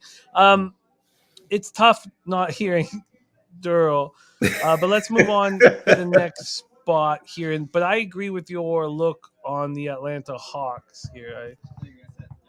I agree with the look on the Hawks here.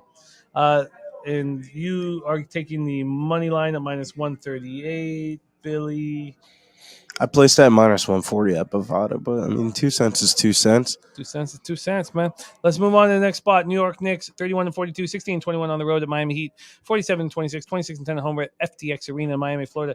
New York Knicks are 3-2 over the past 5, 24th in pace at 95.3 possessions a game, while the Heat are 2-3, 19th in pace at 96.70 possessions a game. You know, some people will be like, look, you can't hear your special guest. You should just cut the show. But, you know, we did the work, Daryl. Let's get that money. Knicks stopped their 2-game losing streak with a 121-106 win in Charlotte on Wednesday. It was nuts. No Randall, no Robinson, and fucking Obi Toppin and Jericho Sims taking it to the rack. I mean, it was I'll take it. It was a messed up game, man. It was a messed up game. You know, Reddish shoulder injury and hurt feelings. I don't know what Reddish's hurt feelings are going to do to his career, but stop being a sappy ass bitch, Cam. Nerlens Noel foot, Derrick Rose ankle, Reddish out for the season. No timetable on Noel or Rose. He lost their second straight game, 118-104 at home to the Warriors on Wednesday. Hero and Vincent are hurt right now, and it's a problem if there's no quality guard play. Do you have any action on Knicks Heat? Not too much stuff in the injury news report about the Miami Heat players. Too many questionables right now. Sure. Pass. Okay, well, let's hear what Daryl has to say. Daryl, take it away, Knicks Heat. I don't give a fucking shit about this game either. Now, the reason why I'll say that is because you got that little kerfuffle with Spoelstra, Haslam, and Jimmy Buckets. You got to see if that's just one game, right? If it's just one game and they're all gave each other bro hugs, then for the most part, Miami should go out here and smash the shit out of them. So for right now, I don't give a fucking shit about this game. Oh, he's okay. Oh, yeah, I'm sorry. I need the chat. Sorry to make you go through this, to translate. So yeah, just read. Yeah, I will watch back because I'm interested in backing the Heat. Shouts to Glenn Elliott, man. He said the Knicks are 1-4 ATS in the last 5 meetings in Miami. That's a good stat. But the Heat opened up at -5.5. Of course, people are backing them here. I mean, the Knicks aren't. The Knicks aren't going to find this magic, I don't believe, the second time. This total goes from 216 down to 215.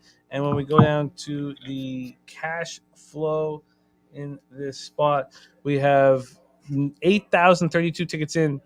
Look at this. 56% of the tickets, 92% of the cash on the Heat. Because the Heat aren't going to conjure up that bullshit magic a second time. I would like to – I'm going to move on the Heat today. Yeah. I mean, if you think it's just one game, then so be it. I hear you. Yeah, I can hear you very loudly, but I can hear you. Yeah. Yeah. So I first off said I don't give a fucking shit about this game. Mm-hmm. I don't, and the reason why is you got to see if there was a little kerfuffle with Haslam, who was just straight up pointing at Jimmy Bucket saying, "I'll beat that ass. I'll beat your ass. I'll beat your ass." You know, you've got fucking Spoles throwing down his iPad right in front of fucking Jimmy Buckets. So you just want to see if this is something to where they can just all hug it out and just move forward, right? But, you know, the things that were said were kind of below the belt on everybody's end. And Miami's already been shooting poorly as of late. So I wanted to pass on this game. This should just be a Miami smack show here, honestly. And if you want to prove yourself that, we don't really care about the noise from the outside, we know people are going to make more of it than what it is and what it was, then you could easily think Miami's going to beat New York by over double digits, to be honest with you. But it's not something I'm really willing to bet on because there's a lot of moving factors. So for right now, pass for me. But you've had no fear betting big favorites in our history together, and it's something that I have enormous fear within. And so, is it because of the Hero and Vincent injuries that you're? There's a lot of moving factors, right? You got to understand who's playing, right? I mean, is Jimmy Buckets playing? Like, you don't even know who's playing in this game as of Friday night in Miami too. Yeah, but I mean, Jimmy Buckets can destroy a team. To be honest with you, you saw that with Minnesota and what he said and what he did, and people just didn't act right after that. So for me, because when you've got that type of issue happening within the team within the locker room. Trust me, what we saw happen on the court, understand this, what we saw happen on the court after that game against Golden State that they lost, it's been boiling over, right? Trust me, shit's been going on in the locker room within smaller circles within Miami. So it wasn't that just all took place there. There was shit happening outside of that for days. They've been losing games and not shooting right for days. So in my opinion, when you see shit come to surface like it did at the end of that game and Spoelstra said what he said and then had to calm it down, shit was already backwards, man, a couple of days ago, right? They've been losing games already. You know, a good coach knows how to table those things and kind of get shit under control, and you just saw that boil over. So when you see it happen, it's one of those things to where you're taking a gamble here, right? Now, are you expecting that was just a one-off and Miami's really just going to go and smack New York? I kind of feel yes, I do. But there's another aspect, or you know, there's also another thing that you can take out of this. On the Knicks on a Friday night with March Madness. Fuck. Yeah, I mean, New York can totally take advantage of that narrative, right? And they've been playing good lately, kind of fell off a little bit, but we've been seeing them win games as well. So when you have that many moving factors, I'm just like, fuck it, I don't want to play. Just wait for the injury report and then use your best judgment. But I would stay off, man. This is not a thing that you want to bet. Yeah, Briz. That's what I'm saying. So when you got that many moving parts, man, I'm like, fuck it, dog. I mean, it's already a terrible slate as is, and you just never want to play a team that has that's not showing the chemistry. So, and then the injury report. Both teams though don't have any chemistry. But exactly, and the Knicks win without Randall and Robinson. I would like to. Well, Randall's a problem. You gave him the bag, and he's not performing. So now it's gone from Randall being a problem to like New York turning on Tibbs. So they've got their own issue as is.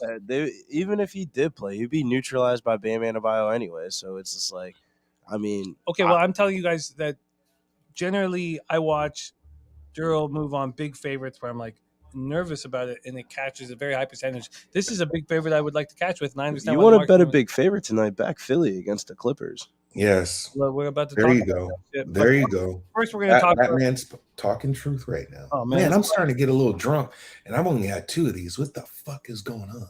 Shit, man, we're double digits deep, but let's not talk about that. 8 p.m. Eastern. Dallas Mavericks 45-28, 20-16 on the road at Minnesota Timberwolves 42-32, 24-13 at home. We're at the Target Center in Minneapolis, Minnesota. Dallas 3-2 over their past 5, 27th in pace at 94.6 possessions game, while the Timberwolves are 3-2, first in pace at 102.80 possessions a game. Another example of how the NBA has slowed down. 94, 93 possessions a game is becoming the av in this shit. Rockets open up at -2.5. They're at -4 at some books. And why wouldn't they be against this, half-assed Blazers squad with no side? The totals come from 237 down to 234.5. We do see 233.5. So we see that this number is dropping very quickly. Let me just get the cash flow in this spot. We have nobody wants to bet this game. 7,000. Right. I don't even know why we're talking about it. 43% of the, it's it's Darryl. This game is not it. Luka. Yeah. What are we doing, dog? Luka Doncic triple double or pass. Luka Doncic triple doubles plus 380 on FanDuel, plus 350 on Bobano. We haven't got to Dallas, Minnesota yet. We're on. No, Dallas, Minnesota's on the screen, but Dallas, Minnesota's on the screen. You're talking about Houston and Portland. And I'm just like, what the fuck? I was gonna say, I was confused for a second on the screen. Oh, this is a good game. This is the highest point total game of the day. That was my fault. Okay, let's. Sorry. Jose, can we move on to the Houston Rockets spot, and then we'll backtrack to the important game? But here, first of a back-to-back, both these teams are going to play back-to-back here in Portland over the next 2 nights. And I love bum fights, and I want to make money off of bum fights. Rockets coming off their 6 losses in 7 games, 110-91 at the Mavericks on Wednesday. Christian Wood, 12 points, 1 of 5 from 3. 2 nights earlier, he showed what he's capable of. He went for 39 large. Portland comes off a 133-96 loss at home to the Spurs on Wednesday. Trailblazers allowed 81 first-half points. This team isn't trying. Why don't we bet heavy on the Rockets? I tell you why. The Sharps aren't betting on the Rockets. 43% of the tickets on the Blazers and 77% of cash right now. That gives me pause. 36% of the tickets on the over, 91% of cash on the over. Let's start with Brizzy. I know you got some props looks. Yeah, man. For the people in the chat, you guys got to know if you guys want to hit props in basketball games, you got to attack the highest team total on the board. The highest team total on the board today is the Houston Rockets. Am I agreeing with that? I don't know. I don't give a fuck about that. I just care about the PRA of Jalen Green. The rookie has been stepping up, man, since coming back from a quick little injury. He's been averaging 16 points, 16.8 points, 3.8 assists, 3.8 rebounds per game. So he's hovering right around that 24.5 PRA. I think he goes over at least 2 out of those 3. So I'm going to take Jalen Green tonight. On the Blazers side of the ball, Brandon Williams had a little bit of a spark last month, but now he's probably going to take the reserve role. He got benched in his last game for former Providence point guard Chris Dunn. So Chris Dunn is finally back in the NBA in a starting job role. While I think he's a good defender, I don't really care about him because Kevin Porter Jr. throws the ball out of bounds anyway. So give me the rookie Jalen Green here. Very competitive rookie of the year. I feel like it's one of those rookie of the years like where there's no real betting favorite to like that's a lock to win it. So all these games at the end of the year for the rookies are all going to matter. And Jalen Green definitely knows that, man. He's definitely there. You've never seen Jalen Green play before, Jimmy, because he didn't play in college because college is for fucking losers. I would watch Jalen Green play, watch his highlight tape. That boy, there's one thing I'll say. He ain't afraid to shoot. So we're going to take his PRA today and cash it out. What's the number at? 24.5. 24.5 points, rebounds, assists. That's a good look, Briz. That's a good look. Minus 114. And, you know, when we talk about Dunn, we know that he has it upstairs. It's just he's going to be locking up Kevin Porter Jr. He throws the ball out of bounds He's a smart anyway. basketball player. It's whether his body can follow through with what his mind is thinking. Darryl, take it away here, Rockets, Blazers. I don't want to take it away. I just want to give the shit right back to you. I can't believe the Rockets are favorites. Can we like? Yeah. The Rockets have been favorites this year. No, I mean, Portland should win this game. They should. Portland's openly saying they're tanking. Portland just beat Detroit by 4 points. That was a Detroit team missing who? Jeremy Grant. How many guys were out? Another team that was openly saying they're tanking. They had 3 guys. So what is Houston doing? Right. Anyways, I don't like bum fights. Right. I'm a Namaste type of motherfucker. So this here, I could pass. I don't give a fucking shit about this game. Well, if you come to San Antonio, you're not going to see bum fights because there's almost no homeless people. Yeah. No homeless people on these streets. Clean Nah, streets. you saying go. You're in the nice, pretty part. You ain't go to the little. San Antonio's a big city. Oh, I know that, but they're downtown core. They very few homeless. Stay people. a while. This ain't your first rodeo. You're in America now, Jimmy. Oh man, but you want homeless people? You come to Canada, man. We got homeless people for you. Vancouver, Toronto, and then LA. Only way I'm coming to Canada is for a Drake concert or a Sixers finals.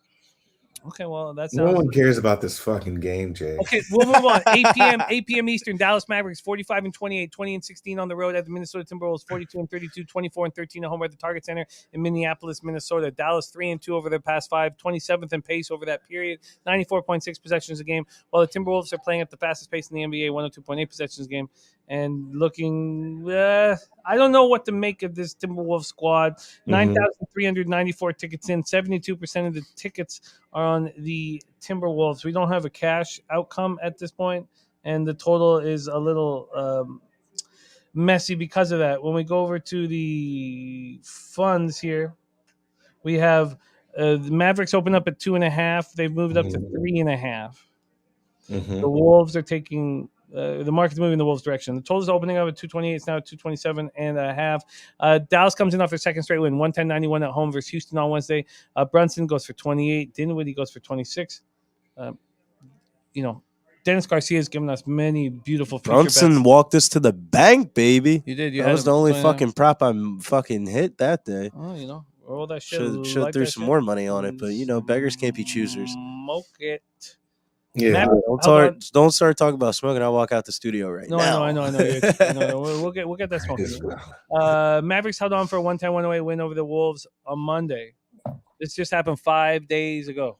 So we got some recency shit going on. So 2 days later, 110-91 win over the Rockets. But who cares about throwing your sack in the Rockets' mouth?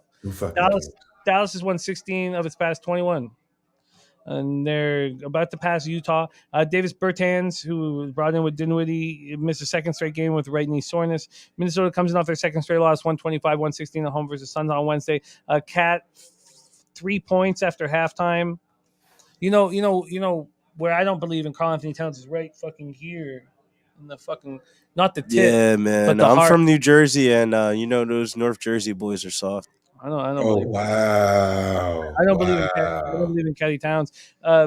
Darryl, Mavs, Wolves, take it away. You ready for this? I got a twofer for you. Oh shit, son.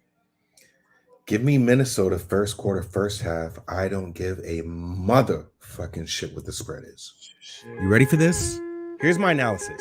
I don't give a fucking shit.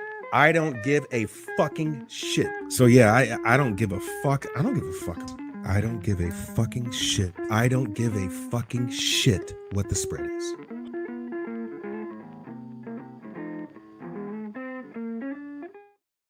Damn. Yeah, if you watch the last game, my buddy said it early on the show, and then I had to rewatch some highlights of that game. Minnesota can get open on Dallas. They can get open on Dallas. Trust me, they can. I didn't take them full game because Dallas might make some adjustments, but Minnesota is going to win first quarter. They won first quarter last game. They had a shitty second quarter, which I believe they got to 19 points, which Dallas was able to pull ahead. I don't care about the pace of Dallas. If you look at the numbers, Minnesota first quarter, first half is still top 3 and 4 in the league. Dallas is bottom tier in the league. Right, this is a revenge spot for Minnesota. Luka played last game against Minnesota. All right, and for what it's worth, they kind of shut him down, bro. They kind of shut him down. So this could be one of these things to where it could be a Minnesota trifecta, right? But I do believe Dallas is still that good of a team to where they can make their adjustments at half. You still have Cat, who's kind of questionable here, but he is going to get up for this game, I do believe. You have Luka, who's also probable, right? So nothing's going to change there. But what it does show you is that these guys aren't 100%. This is in Minnesota, Dar. This is in Minnesota. So what I do like about this game is that the number is short enough to where Minnesota, being one of the highest scoring teams in the league right now, can get it done and at least be up or be dominating this game by first half. They're not going to make that same second quarter mistake as they did last game. They just played 2 nights ago, right? So they're very familiar with each other. So I jumped on Minnesota -1 first quarter and Minnesota -1.5 first half. I don't give a fucking shit what the spread is. Holy fuck. What do you think of his confidence with the Timberwolves, man? I like the energy. I like the vibe. No, we all like the energy. I just don't. There's 2 rules in basketball. Don't bet against Curry. Don't bet against Luka. I'm just going to pass on this. Woo-wee. I don't give a motherfucking shit what the spread is. First quarter, first half, T-Wolves at home against the Mavs. I like that you're focusing on the first quarter and the first half. I think that makes sense. Yeah, we're not betting on this full game, right? So that would further confirm your own theory about it, Briz, right? Because what does matter? The full game. Yeah, I right? mean, it's I like the full game. Basketball games early and often. It's like some of these times these players go into halftime. It's like they're scrolling on their phone. Eating. I don't know what they're doing in the locker rooms anymore, but it's too much technology in there because they come out. Minnesota, I mean, right now, let me look at these numbers. Minnesota in the first quarter right now, Minnesota first quarter is averaging, they're in the top 3, 31 points in the last 3, 29.6 for the season. Are you afraid of Dallas being one of the slowest or the slowest team in the NBA? Yeah, but and that's a good point, right? But because what's something that you can't do, Briz? You can't speed Luka up. Who's another player you can't do that to? Joker. right? But what did Minnesota do in the first quarter against them last game? They put up 37 points, right? So it's one of those things to where you're going to make those adjustments. So in my opinion, looking at the last three, and if you want to get technical, Dallas has been kind of even across the board, right? They put up 27.5 points first quarter, right? They're averaging in their last three 24. So they're going down, right? And Minnesota's going up. So in order for Minnesota to win this game, they're going to make those adjustments. They had open shots. They just weren't making them, right? So one of the easiest things to do, or easier things to do rather, is correct that shot, right? But one of the harder things to do is, I shouldn't say harder things, but if you're getting open, you're getting open, right? You can't help defense any better. That's just who you are. Yeah, no, I mean, like if you're getting open, that means you're just a good basketball player in the defense. Yeah, you're getting open. So how many times these two teams are going to play? It's not a lot's going to change. Yeah, not a lot's going to change here. Now you just got to make your shots, and that's something that Minnesota didn't do first game. Looking at their first half points, Minnesota's still trending upward even after that loss to Dallas, right? 58.8 for the season, 62 points in their last three. Dallas sitting on the bottom, bro. Not really on the bottom, but 21st in the league. 54 for the season, 54 in their last three. So you're not seeing a really major improvement, right? In Dallas, they're just the same. Dallas is Dallas is Dallas. That's just who they are. But you do see an improvement out of Minnesota. So if I look at the coaching, right, I would have to say right now that David Finch is a great coach, right?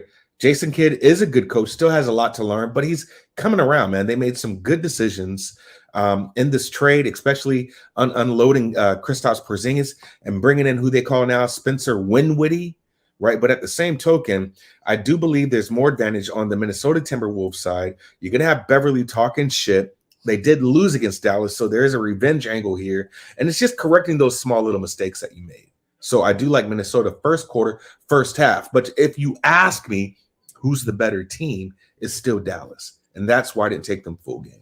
But I wouldn't be mad at anybody who took Minnesota trifecta here. But at the same token, Minnesota first quarter, first half, I don't give a fucking shit what the spread is.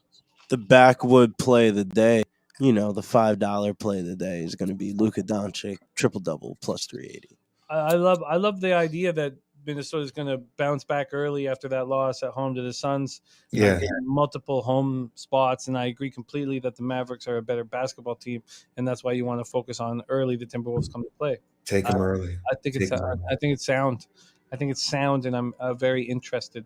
Let's move on to the final game on the card here. 10:30 p.m. Eastern. Philadelphia 76ers, 45-27, 24-11 on the road at the Clip Show, 36-38, 2015 at home. We're at Crypto. Philadelphia 4-1 over the past 5, 24th and pace at 95.30 possessions a game, while the Lakers are 1-4, 29th and pace at 92.87 possessions a game. Clippers have lost 4 straight. I mean, it was an ugly road trip, and they didn't look good at all. We watched it here on Tuesday. There was some thoughts about maybe getting on the Clippers live, but I don't believe any of us did it. Yeah. And good thing that we didn't, because they did not look good, and they haven't been looking good. Sixers coming off their second straight win, 126-101 at the Lakers on Wednesday. Do the Sixers want to win this game for Doc Rivers? I don't know. C-Mac and this. Do the Clippers want to win this game for Doc? I don't know. Your guess is as good as mine. What do you think, Darryl? Do the Clippers want to win? Yeah, let's keep it simple. I stepped on Philly. I did. Because you think they want to win this game for their coach? I don't think it's that they want to win this game for their coach. What I looked at really is the time off. Yeah, that's what I really looked at. Clippers actually have more time off, so this becomes a coaching game here, right? But first off, don't get it twisted. Philly doesn't need James Harden to beat the Clippers, right? At all. So they can beat these boys without James Harden. That's one thing. Now we put Harden in the mix. And what I think here that what really matters, and this is just a different angle, are the scouting reports and what these reports are going to show and how do you execute the scouting report, right? When I look at Philly's just a more dominant team. This number does scare me because I think it should be larger, right? But at the same token, there is so much of the side on Philly, and you haven't seen movement. This line was 5, 5.5, 5, 5.5, and I mean, it's not really much movement at all. Not like you see in the Miami spot, right? So maybe their sharps just not really playing this game, or maybe this line is just really sharp. But it's just one of those things, in my opinion, to where Philly can execute a game plan. They've had enough time off to do so, and they have a little break, I believe. They have another couple of days off. So this is just one of those things to where you can go balls to the wall, beat the Clippers, because you really do need to beat the Clippers, right? You need to start showing that you are a team that's not going to get bounced out in the first round, right? You don't lose to the Clippers, and this game doesn't even become close. So I stepped on Philly -5 full game. It wasn't I don't give a fucking shit what the spread is, because we all don't have faith in Doc, right? Like, we know what this guy does in game 7s of playoffs, right? So is this... He's better than Brett Brown. He buckles. He's better than Brett Brown. Who isn't? Yeah. My So- sister coaches Sixers better than, and my sister knows Anybody the game. is. Anybody. This is this weird situation, Daryl, where I desperately want to back the Clippers because they're coming off the 4-game road trip where they lose them all. Yeah, see, And this they is your come back. Toronto factor. It's not a. I mean, there are some similarities there. I think the Raptors are a really good basketball team, and but you're talking about the Laker spot when yes. Yes. Now the issue here, the twist of this game is, and that's why I asked it bluntly. I was like, do the Sixers want to win this game for Doc? I don't think Doc Rivers matters in this game. I think the Joel Embiid scoring title matters the most in this game. We talked about it earlier this week. Only a half a point separates between Jokic, Embiid, and Giannis for the NBA scoring title. And when you start talking about incentives and contracts and money and goals and stuff like that, there's a lot of fucking money on the line for points to be put in the back of the basket. And the Clippers here, the Clippers allow the second most points to centers and the eighth most rebounds to centers. So I wouldn't, as much as like I want to be with the Clippers and all that, and LA, this, that, and the third. Fuck that. Joel Embiid's about to snap on these bitch-ass Clippers. Zubac ain't about to stop shit. Yeah, if Philly loses tonight, they swap with Boston, right? You're going to go from 3rd to 4th. It's a big game. It's a huge game. I I would game take for the Joel Embiid point prop, but, Right. I got banged by the hook last time, so, Right. From, and from a standings perspective, right, you can go from 3rd to 2nd, right? So this is a game that you don't want to get behind Milwaukee on. Now, if you go from 3rd to 4th, right, because Boston seems like they have the easier path right now playing Chicago, who's 5th, right? But if you can go from 3rd to 2nd and play either Brooklyn, Toronto, Atlanta, or Charlotte, that's a better matchup. Yeah. So, in my opinion, I just think this is a game to where if there's no game that Philly wants to win, they at least want to keep that standing close in the Eastern Conference. So I believe this is a game that they will get up for. You just can't lose to the Clippers. Shouts to Sam I am in the chat. Terrence Mann is a problem. Yeah, I definitely would be looking at it. He shoots those threes. Yeah. Don't get him twisted with Trey, man. Terrence Mann is a problem, right? This is exactly what I want. I want a team that I believe they have heart, and I want them off of a losing road trip. I don't think they have heart though. Like, where have they showed fucking heart this year? Reggie Jackson. This year. That's because you said this year. No, this They lose their year, best two players Reggie this year. Jackson But last is year, not they that go into good. Utah. They go into Utah and win Game 5. We're talking about right now, March 2022. No, I feel you. Not last year But with look, Paul I George watched on the Reggie floor. Jackson play, and I'm like, he's showing heart this year. He's trying. Heart doesn't win you basketball games. I've seen a lot of UFC fighters show heart and they get knocked the fuck out in 30 seconds. No, I feel you. I just think this is exactly the situation I want to bet on a basketball team. They lose on a trip. They lose them all. I don't want to see you lose money in the same room as me, man. Don't back those Clippers today, man. Yeah, I mean, like we know in this, I mean, nothing's guaranteed, right? But I just feel like this is one of those narrative situational bets, right? So I made a small play on Philly. Steph Brasco. Steph might just come back. I mean, are you making this official, Daryl? Yeah, I already moved on it. So yeah, I took Philly. Okay. I think that we may be going heads up tonight, and obviously Brizzy is making me a little uncomfortable. But Well, you beat me last time with that Toronto play, so yeah, you might just win. yeah, my Lakers first quarter, first half. It's just LeBron slowly put his balls in the mouth of Toronto, and then he lifted himself up, and then once again the balls came down in the mouth of Toronto, and then he lifted himself up, and then you know what happened third time, Brizzy? The balls came down. Hey. Let's go review action here for this card. NBA, thank you for rolling with us. Pop Sports Radio. Come down to San Antonio. We're at the Southtown 101. Darryl, get your card started with Jazz -3.5 and -111. I'm extremely interested in that. Very, very interested. Then I'm interested in the Pistons full game. Did you move on it? Who? Pistons. Come on. I know. I don't give a fuck about this game. Billy moved on the Atlanta Hawks at -138, and I think that I'm gonna take the points, but I think that Billy's breakdown was very sound and makes a ton of sense. The Heat as a double-digit favorite. I want to fade the Knicks after they look spectacular without Randall Robinson. That's exactly when I want to fade them. You guys want to sit in the hot tub and feel good about yourselves? Okay, do it. And then come to Miami after they lose their second straight game, 118-104 at home to the Warriors. Come on. That is such a stay off game for me. Come on. There's money to be made on this NBA card, man. There's money to be made, but I don't want to be backing on Knicks and the Miami Heat. The Knicks ain't a profitable team in my bank Knicks account. can circle jerk around Julius. We have the Timberwolves first quarter, first half. I don't give a fucking shit. I've got a line shop for you. I don't give a fucking shit what the spread is. There we go. I got -1 first quarter, -1.5 first half. Yeah, I'm gonna line shop, get you the best available, and then Jalen Green, points, rebounds, assists. You cashed with Brunson last time we worked together. You're going back to the well with Green, 24.5, a -114, and I'm interested in the Rockets because you want to talk about teams that want to sit around the hot tub and blow each other. You know, the Blazers would be one of those teams, and then I want the Clippers. I like this angle very, very much, and. Did you make the Sixers official here for our record? It is official. Okay. Yeah, I already played it, right? So I played it early. So, yeah, that game might be a little concerning, but I just think Philly's a better squad. So, yeah. See, if I didn't back Philly against the LA Lakers, I would definitely tell you on the Clippers, but I can't. We got to make moves here.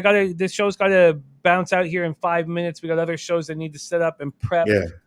Darryl, you're the man. Get down here. We need you. Yeah. But you know what? Are you gonna be there Wednesday? Or are you leaving Wednesday? Oh shit! I don't leave, man. I'm here for the long run, man. I got another like 12 or 13 days in this. All right, we might be good to go. You come all down right, y'all. Grizzly Spurs game. You thinking? I'll let you know. I'll talk to you offline. But you know what, Darryl? Know that that life gets in the way of things, and there's no pressure on this. And we got you for life, and there's going to be many more opportunities to run with us. So don't put pressure on yourself. Just know that you're loved, first and foremost. I love you, man. Yeah, no, it feels right. Brizzy, my man, respect as always. Respect, Briz. Yeah. See you, boys. We out you. Okay, much love, you guys. We're going to close the show with Mr. Nut Flush Allen. Nut Flush Allen going to join us and give us his looks on the card. I just want him, he's such a big part of the Low Bag family, and I just want him to be a part of everything that we're doing. So before Nut Flush sits down, Darryl, I got you. Follow our man Darryl on Twitter @It'sDarryl. And you'll catch him live with me every Wednesday and Friday because, I respect this game very, very much. So much love, Darryl. Let's talk soon, man. All right, brother. Y'all be easy. I will talk with y'all shortly. There it is right there. It's Darryl. Now we have my guy, man. I love capping with this man. I love being friends with this man. We got Nut Flush Allen making his Loshak in the bag, a debut in this blitz. Get the headphones on, Mike. We only have a few minutes before we put a bow on this, but we've watched you, or at least let me just say, like as when we watch other cappers do their thing, you have an ability, and I know you've been in the game for a long time, but you have an ability of taking in the information and betting really smart. And it's something I often talk about with Ski Profit, is because he takes in the information and he makes the smarter bet. And it's one thing to have the information or have the angle, but it's another thing to bet really smart. And you do that, and you've moved to team totals. And you said yesterday, you're like, oh, this is a perfect spot where these favorites in the NHL were dangerous, but a lot of them were still going to go over to 3.5. And if you had to focus only on the team totals like you've been doing on favorites, you had a successful night where Gokster and I had a losing night. And but I also just want to welcome you to the show, my man. Mike. First off, thank you, Jamie. I appreciate it. Yeah, it's for me. It's one of those things. I play. Obviously, you see the name Nutflush. I play a lot of poker, and one of my successes in poker is being disciplined, and so I've taken that over on the capping side too. So for me, the team total thing, especially at this time of year, I said it yesterday. When you see these huge favorites, there's angles there. Instead of having to, look at that minus 400 or look at a puck line, it's the team totals are there to be had. I think I don't have the exact number, but I think I'm somewhere in the 65 and 38 since I told you I officially post for you guys. So it's a decent record. It's not too bad. It's a very impressive record. I would like to have more time to run with you, and I know I will personally, but we got to hear your magic and we got to share a shot, and I wish we could just talk about your strategy because we all respect it and we watch you roll, but we got to be a little tight here. So why don't we start here with a little bit of Kraken for your soul? And while you end the pick segment too, please let the people know if you're playing in the poker tournament as well. Oh yeah. Oh, of course we're playing. What do you think? Well, chat's asking. Nasty Nate's intimidated. Nasty Nate's scared. He doesn't want your competition, Flush. Nasty Nate's not scared of nothing. Man. You met Nasty Nate? Nasty Nate. Yeah, he's not scared of fucking nothing, man. Man, Nate. After I said that, Nate might come in here and just beat my ass. Well, he's not scared of nothing, man. You want to run with someone. You want to relax. You walk down the street with Nasty Nate. You know you're safe. Let's get to business here. This is Nutflush Allen's action here for Friday, March 25th, 2022. And if you want to run with us, we're going to put a bow on this show with Mr. Nutflush's action and come down to San Antonio, Southtown 101 here, Pop Sports Radio, and roll with us. Mikey, take it away, my man. All right. First off, real quick, I know we're tight. Hey, anybody betting this, the college stuff at that game last night in Houston, do not underestimate the home court advantage for this Houston team. That place was absolutely rocking from the game to the parking lot. It was bananas. It's a huge. So it's going to be an advantage. I've seen it with Arizona last night. So that's just real quick. Yeah. I will tweet out these two plays for my team totals today. Had a little bit of alcohol today. Sure. I rode a scooter here today. Half fucking drunk with flip-flops. Almost crashed. You did. But it's all good. So we're looking at today. I hit this one with Gogi the other day. He was on the first period of Sabres team total over 2.5 at minus 105. I'm not officially locking these in. Give me a little bit, but these are working my heavy leans. These two, and call me crazy. And Flyers team total over 2.5 at plus 140. Those two are going to. Are you getting a plus line on the Sabres? Minus 105.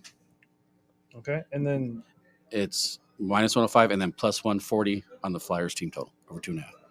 Wow, Flyers team total at the Avs. That's real quick on the Flyers, guys. I've cashed a bunch of these plus 140s with them. It's almost for me personally. I watch a lot of these games, really close, and they are firing. And at 2.5, I wouldn't touch it at 3.5. At 2.5, I'm at plus 140. I'm going to take a shot. I like it. Those are my two for right now. And NHL, like I said, I will officially tweet some of these out as soon as I'm done.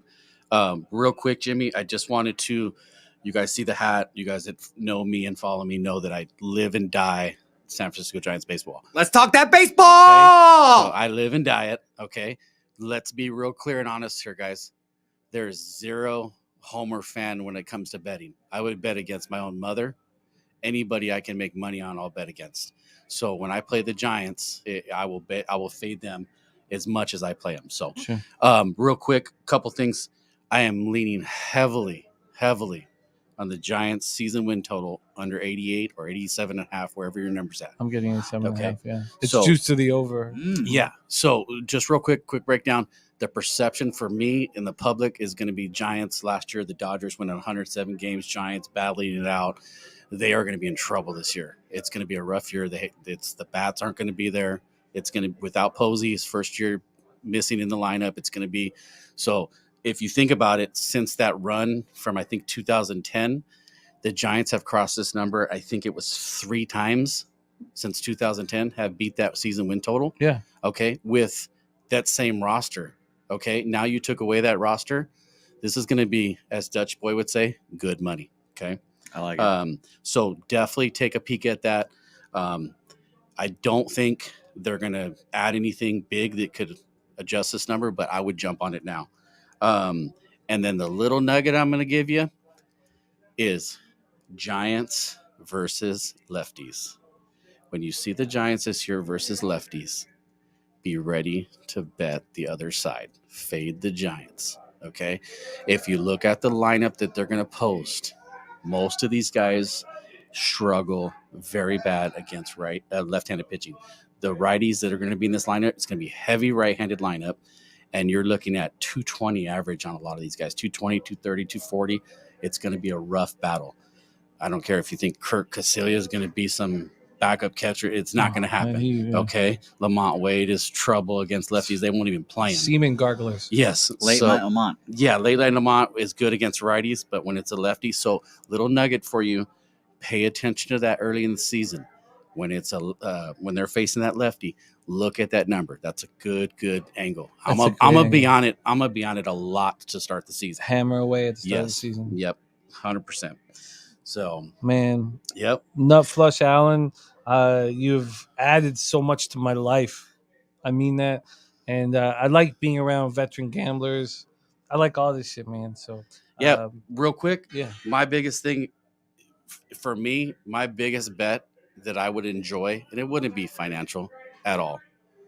If I can hit this plus 50,000 on the Peacocks to see this tattoo across his back. And my head. And now we're adding the tramp stamp. Yeah. No. To me, full back, full shoulder. Maybe the ball sack of the Peacock could be the tramp stamp that just hangs down. You're not getting anywhere near my ball sack. To me, it's not about the money. Show me that tattoo. And then you're winking. I'll be in glory. I might retire. You're winking in the picture. You're the face of the Peacock and you're winking. You should also sign it too, Not Flush. You should tattoo your signature on it too. I would definitely, that would be the highlight of my gambling career. Okay, well, we'll see if it happens. Hey, and last but not least, huge shout out to Slaughter and this guy back here behind this computer, Jose. Yeah, isn't he magic? Absolutely first class hospitality from picking up to the airport to dropping you off from the bar. I mean, you guys, if you're in this area, get down here. You're going to miss out. Don't miss out on this. It's looking in this room to my right, full of the absolute best cappers that you can find. It's just magic. I just can't wait to pick everybody's brain and talk strategy, my man. And I'll do that. I get the pleasure of doing that with you all the time, man. Yeah, and I love it. It helps me so much. I wanted to close the show with Nut Flush Allen. I wanted to, you guys to see one of the cappers in our chat that supports our show, whom I respect enormously as a man as much as a capper. So this is a great way to close up. But any of you guys in our area, come down to Southtown 101. Let's do it. Let's fucking go. But truly, I know we had a little bit of technical issues about 35 minutes ago, 40 minutes ago, and a lot of you guys stuck with us. I thank you for that. And I think the main thing I want you guys to know, I see Diesel and Real Deal Prime, Brian Warner and Dennis Garcia, Billy Friedrich, Sam I Am, Glenn Elliott Man, Jay Peasy, Jerry JB, all you guys in the chat, and Sammy Calmer, Community of New Knowledge, Stu Chaos, Eric Jones. We are a team. We are trying to succeed together, and that's, there's nothing else that has to be said after that. We're a team. We're trying to succeed together, and you feel that when you walk into that room. Yeah. You feel that we're a team. This is I felt that as a comic. I was a comic for 17 years, and I felt that, and I feel the same shit. It's the same shit here because the struggle, the pain and the highs and lows. Like when you go like that with another capper who's putting, risking life type stuff on action, you feel it. You feel it as soon as you fucking click. And then now we get to hang together and gamble heavy, and I'm so excited. I'm so excited. On behalf of Nut Flush Allen, myself, Jose Bouquet, our leader, Jeff Slaughter, everybody here at Pub Sports Radio, come on down to Southtown, man. Yeah, don't miss it. Woo. It's going to be a wild weekend, man. I don't know. Next 10, 12 hours. I was just happy that Bobano rolled out of his ditch and made it to the show. I mean, who knows? Who knows? We got NBA coming up here in a second, so I got to fuck off. But thank you guys for your support. Truly, thank you guys for your support. And there's a lot of family type feelings when you're with this group. And, I'm almost getting emotional right there, But truly, a lot of family type feelings in this group. So. I'm going to start playing the ukulele soon. Let's fucking milk this shit.